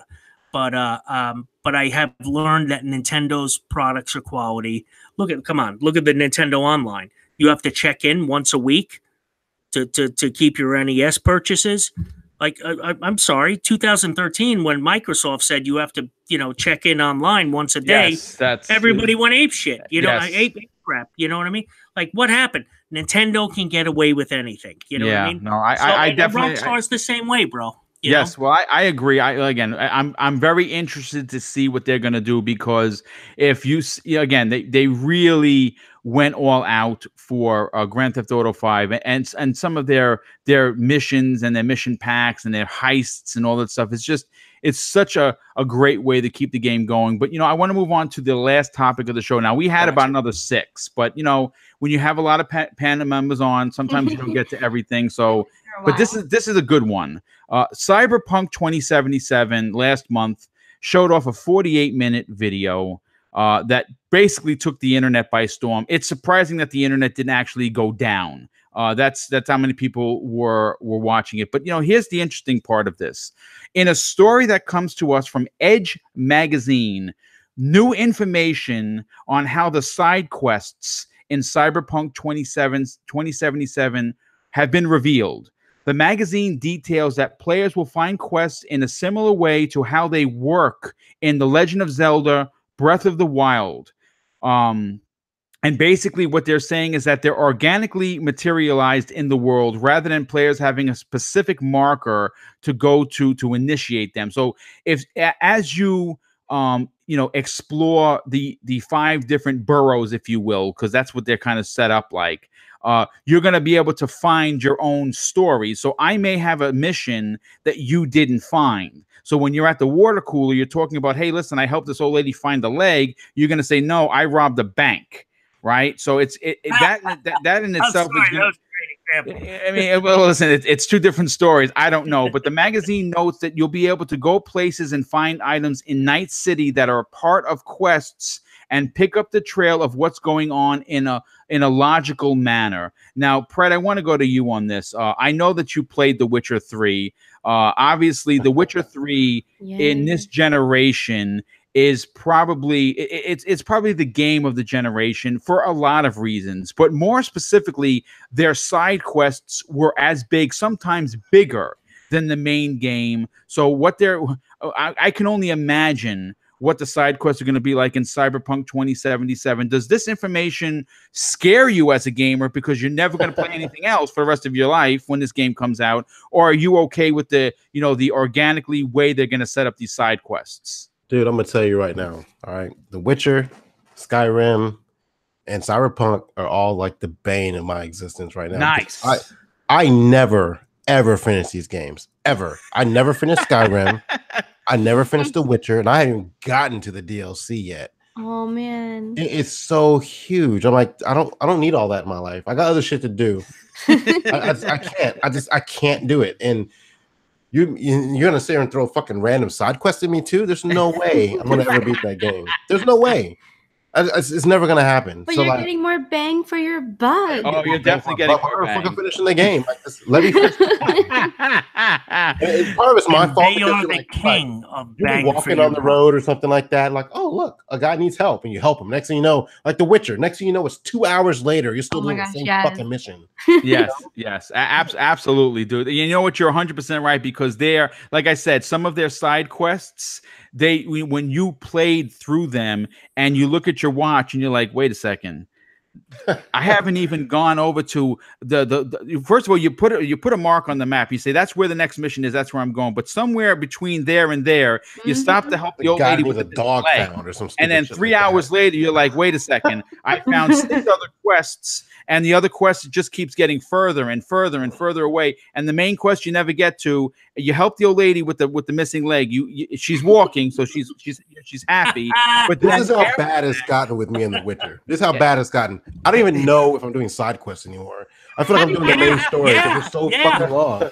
Oh my god, that's and I'm like, damn, I haven't done anything in this game yet, and I've done like 30 side quests, and like I'm only like 20% done with the game. Yeah, I'm you also sure further along than that, but like every time I fire it up, I'm like, I'm lost. I'm gonna finish this game at some point.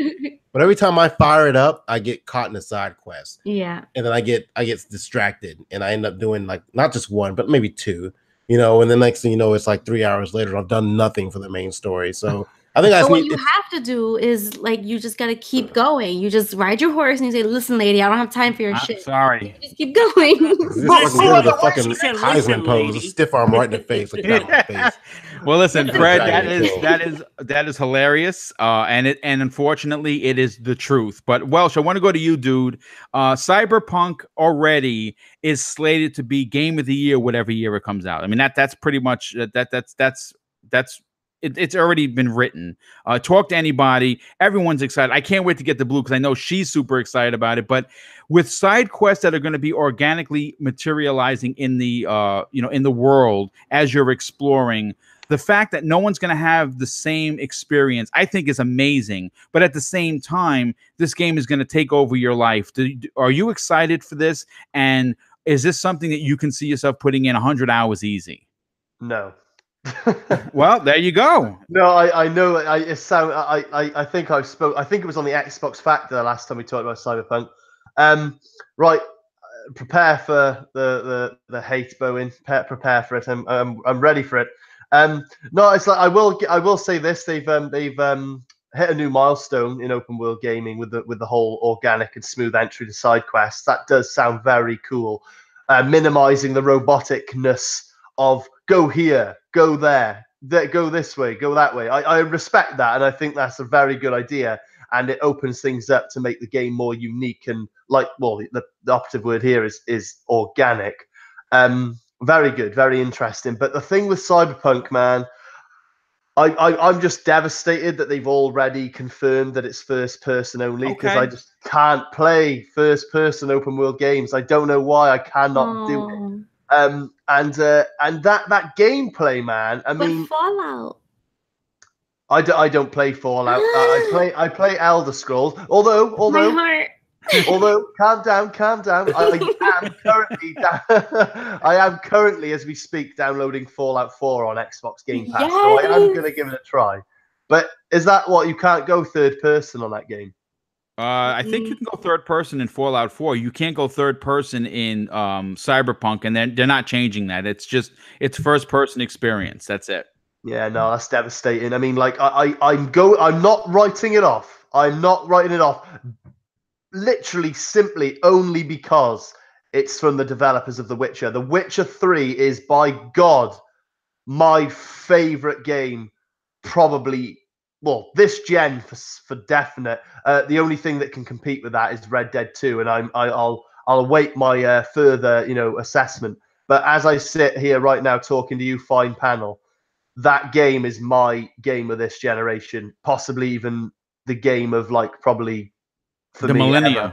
I love that game so much. I'm on my new game plus. I literally played every mission afforded to me except for the Gwent missions. I avoided them like the plague. But yeah, I'm not a big fan of that. But yeah, dude, listen, you're a fan, so you know what, you have your right to speak out on it. And you know, who knows? Maybe you'll come around and we'll talk about it on one of our shows. But Blue, I know you're chomping at the bit because when you know, your heart was broken just a second ago by Sir Welsh about not playing certain games. I'm so sorry. Cyberpunk 2077. I know that you must have watched that video at least 3 times because I did. I did right. not. So, with this, with the ideology that they're not going to be just button presses to go to this point on the map and stop the drug dealers. You're going to literally be walking around. Someone's going to talk to you, and a side quest is going to pop up. How does that make you feel as a gamer? Okay, so I'm gonna be really completely honest. I have been having trouble playing single player games, mostly because I've been super competitive and I've been just like, all right, PvP, let's go, let's crush them, like that's been my mode as of late. And for me, I think it's mostly because of the whole getting into streaming and it being more exciting, that kind of thing.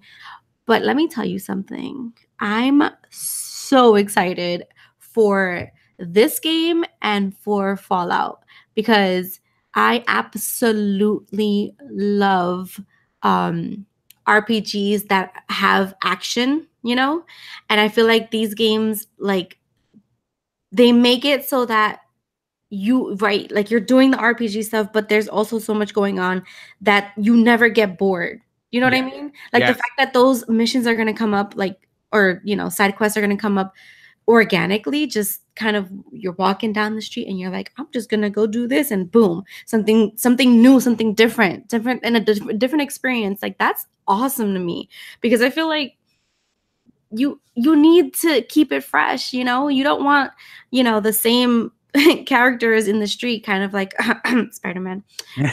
The same, like, the same bots just like walking and saying the same things. It just kind of gets old and boring. And so something like this is just super exciting. I can't wait. But I haven't been watching these videos. I'm sorry, Blue, but that makes the game world that you're playing in feel like you're there. Yes, exactly. That's and the difference. And it's more, you can actually put yourself in there and it feels real, Yes. But I've been staying away from like the videos and trying not to like see too much, just because I'm the type that I don't want anything to be. You just want to go into it blind and just experience everything. Yes. I don't want anyone to like change my kind of, or make me a biased gamer. I just want to go in and get what it was intended, what the developers intended for the gamer, to get, so that I can like actually say if I enjoyed it or if I didn't, or all that stuff.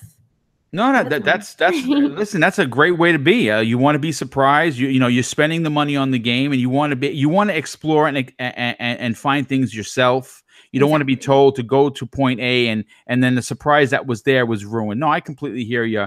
Man, I want to go to you on this, dude. Cyberpunk 2077 is going to be fantastic. I'm hype. I think the whole panel is hype. We're also overwhelmed because the game is going to be big. There's no doubt about it. But when you add organically generated side quests to a already enormous world that's going to have its own missions and regular side quests for those missions, this is just like more icing is going on the cake. Is this something that you're going to eat up with a fork, or are you just going to stick your face right in the whole cake and take it all in? Oh yeah, no, my face is I've always been a face first guy. Okay. You know what I mean? It's look, I jumped, like I said, I had a $1,400 PC built just so I could play. And The Witcher 1 is a tough game to get through, especially in 2014. You know what I mean? Witcher 2 I had played already on 360, right? But there's no save carryover. I did it just so I could have that, whatever. That's dedication. Let me just say that, dude. Right, I've read all the novels. I sometimes something catches me like that. Halo caught me like that, which is one of the main reasons I'm an Xbox guy. I love Halo. I love Karen Travis's books on Gears of War, whatever. My point is this: when it comes to Cyberpunk 2077. I was talking with my older brother and his friend Mike, who's the older brother of my best friend. They're both 7 years older than myself, 5 older than you. They played Cyberpunk, the pen and paper game, years ago. D&D, yeah. Yeah, they played it, and I was just like mentioning to. They were like, they're making a video game of that? And I was like, yeah. So I showed them. Obviously, they didn't watch all 48 minutes. I watched it twice, but when they watched it, they were like, mother of God, this is outrageous. They were like, this is crazy. You just made sales on gaming consoles, PS, by the way. Yeah, no, serious. It just I just and the thing, I loved the article. I loved reading it when you linked me to it. Mm-hmm. I'm a Zelda nerd. It's funny. I grew up on the Sega systems, but when Hyrule Historia, the hardcover book, came out about the history of Zelda, I was there day one at Barnes and Noble buying it. And I love Zelda games. Like, you have things that you just love. And that's a passion of mine.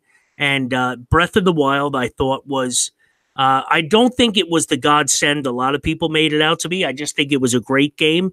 And it has positives, it has negatives, just like any game. One of the positives is, you don't hit the map and see, little tokens here and there telling you to go there to start a mission, go there to start a mission. No, you have to explore the world and meet people and actually go talk to them. You know what I mean? And there's something wonderful and organic about that. And who else could do that but CD Projekt Red? Now they did have a thing in The Witcher 3 where it wasn't like that. It was a little thing where, hey, go here and look. But those were side quests of regular missions, though. But yeah, you know what I mean? They were like notice boards, and that made sense. That made sense in that world. It's like, oh my God, my daughter got captured by something I think may have been a monster. So I'm gonna put a notice up here. you know what I'm serious. Oh my God. Yeah, no, seriously. It's like, oh my God, what am I gonna do? I got 5 shillings. I'll give you all 5, and I'll give you a piece of bread. A piece of bread in the and shack out. Yeah, and the shack outside. Anytime you're in town, that's your apartment. Find my daughter. And usually you found the daughter, she was already turned into a vampire. Let's be real. Oh, yeah. But it organically it worked for The Witcher. For for them, a lot of game companies would have just copy pasted it for 2077. And that just shows you the quality of CD Projekt Red. They're not doing that. Right. They're not doing it. Bethesda doesn't do it. What's it? Rockstar doesn't do it. I'm sorry to say Ubisoft does do it. And I enjoyed Far Cry 5, but Ubisoft does do it. They do copy paste to an extent. They do. Yes. So I am very excited about Cyberpunk 2077. I'm thrilled, buddy. Well, listen, I'm going to say this. First of all, this has been an incredible show. I did not realize, and when I put this panel together, the amount of information that was going to be put out there for me to enjoy. And I really hope that everyone in the chat, and the chat was completely amazing, on fire. They would, and again, I say this every show, and I'm not going to stop saying it. The fact that you guys treat each other with respect in this chat means a lot to me as a person and as a host, because I want people to come to my shows and know that it's a safe space. Amen. So a big thank you to the entire chat for acting like adults, acting like fans. I have to also shout out everyone that donated today. Is just, like I said, I'm talking about it and I'm getting goosebumps. The generosity that you have shown me today is something that I will never forget. So a big thank you to everyone for that. I also have to immediately turn to my panel. You guys were amazing. Thank you so much. I mean, it was fun. Like I said, sure, I think we hit 5 topics, and I say I think. And of course, because Boom is Boom, I had 12. And I always over prepare, because you just never know how you're going to go through a topic. Like a topic you can bring up and people have 2 words to say, and then you're left at the end of the show. This show is never going to be forced. If the show doesn't have any topics, the show is going to end, because I cannot take people's time and waste it. I appreciate everyone that takes the time to be here on the panel, and I certainly appreciate everyone that listens now or will eventually listen on the replay. But you know what? Let's get out. Let's get everybody out of here. Predator, I want to go to you first, dude. First of all, we've become really good friends. I met you on Crossfire. I think you are a genuine, really, really good dude. I really enjoy having you on the show. I always vote for you when it goes up. Sorry for the rest of the people on the next podcast. Pred's my man, so he gets my vote. Don't be sorry for voting for the best. Yeah, exactly. Nope. Exactly. There you go. You said it. But Pred, please tell everyone where they can find you on your YouTube channel and where else you show up for podcasts that involves the voting process. All right. It's Predator_H2OS on pretty much everything but Switch, which is a number. I don't know what it is. YouTube, Twitter, Xbox, PlayStation 4. It's all the same. Next podcast on Saturdays, we typically go live about, I want to say 5 p.m. Eastern. So check me out there. Make sure you guys vote for me, and I'm gonna try and get some Witcher footage in since you guys That's good. Excellent. talking shit about me not finishing the game. Yeah. No, just footage, brother. Just footage. Just footage. That's all. It'll be like 2 seconds. Just me firing the game up. Listen, you never know what's going to win. Okay, well, listen, Pred, like I said, dude, I really enjoy having you on the show. I like your adult thinking when it comes to the topic. So, good on that. And hopefully you do win again. Didn't you win last week? No, I didn't win last week. Okay, you didn't win last week. A couple of weeks. Okay, well, we got to get a W in his column. Let's get out there. Vote for Pred. I am the campaign manager, though I do not get paid, and I'm okay with that. Welsh Gamer. Listen, dude, I cannot say enough stuff about you. We are good mates. You are my co-host on the Xbox Factor podcast, something that is really a passion project for both of us because we are at the heart of things Xbox gamers first, even though, like, for me, I support everything, and I'm proud to say that I do so. But I think that, and I tell you this all the time, the Dragon X podcast is something everyone should listen to. Your panel is fantastic. Tell everyone where they could follow you on Twitter. And, of course, sub to your channel on YouTube. No, Boom. Thank you very much, man. The Xbox Factor podcast is doing exceptionally well. I'm enjoying doing that every single week. I look forward to doing it next week. So that would be next Thursday, 2 p.m. EST, yeah? Yes, that is correct. Yeah, 2 p.m. EST, and that equates to... no, I can't even remember. No, it's 2 p.m. BST, and it's 10 a.m. EST, I think. I don't know. Yes. For another day. But no, thanks, Boom, again. Great. This is an awesome show. I haven't been on Breakfast and Boom in a while. Really enjoyed it. But as for me, guys, to find me on YouTube, The Welsh Gamer, 3 words. The Welsh Gamer 93, 1 word on Twitter. And thanks for joining us on Breakfast with Boom. Please come over and check out my channel. Drop a sub if you like my content. Give me some constructive criticism. We go live every other Thursday for the Dragon X podcast. I got to say, Boom, this panel you've put together, I think I've just found a couple of extra people I'm going to be pestering in DMs to be a guest on the Dragon X. Oh, listen, that's the whole point of being on this show. You meet other new people, and everyone on this panel, fantastic. No, it's awesome, man. We got to stick together. But one last shout out.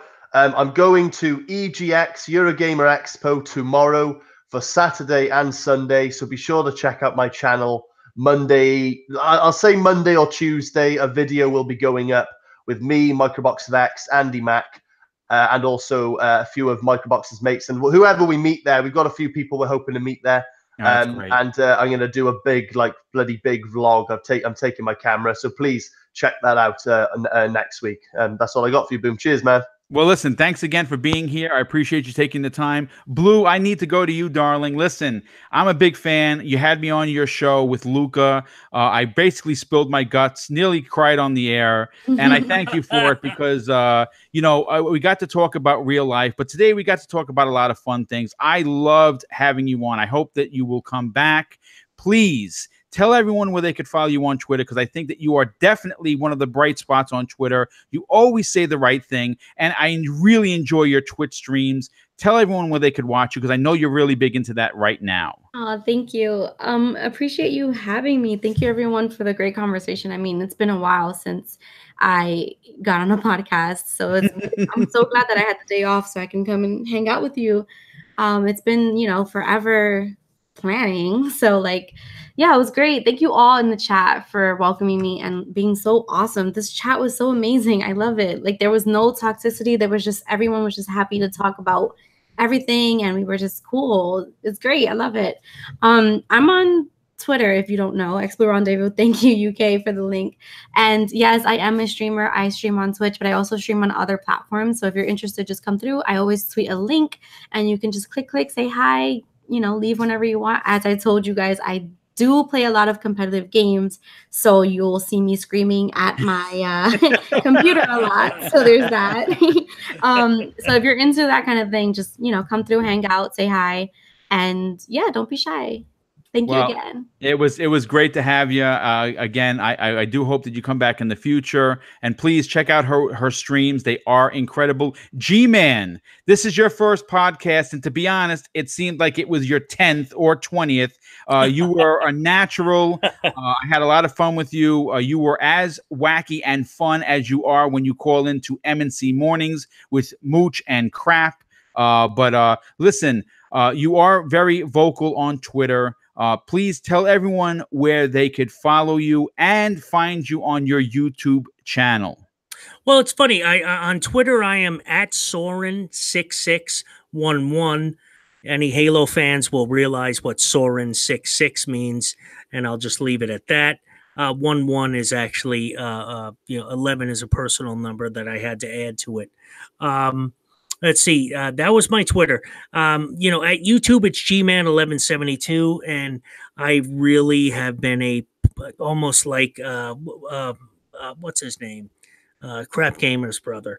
I'm terrible at putting out videos. I really got to step up my game. Oh, listen, dude, you do what you can, brother. You know what I mean? There's no standard. If you have the time, you make the videos, bro. That's good enough. Yeah, but I mean, I try and be involved in the community. I've always loved Blue Rendezvous's Twitch streams. I usually chime in whenever I have the time to watch her and say hello. Let's see, I say hello to anybody on the podcast and whatnot. I'm just so honored. Thank you guys so much for letting me come on here and share my opinions. And believe me, I've got 1,000 of them. Well, listen, dude, it was great. You did really well. Everyone, if you don't know, this was his first show ever.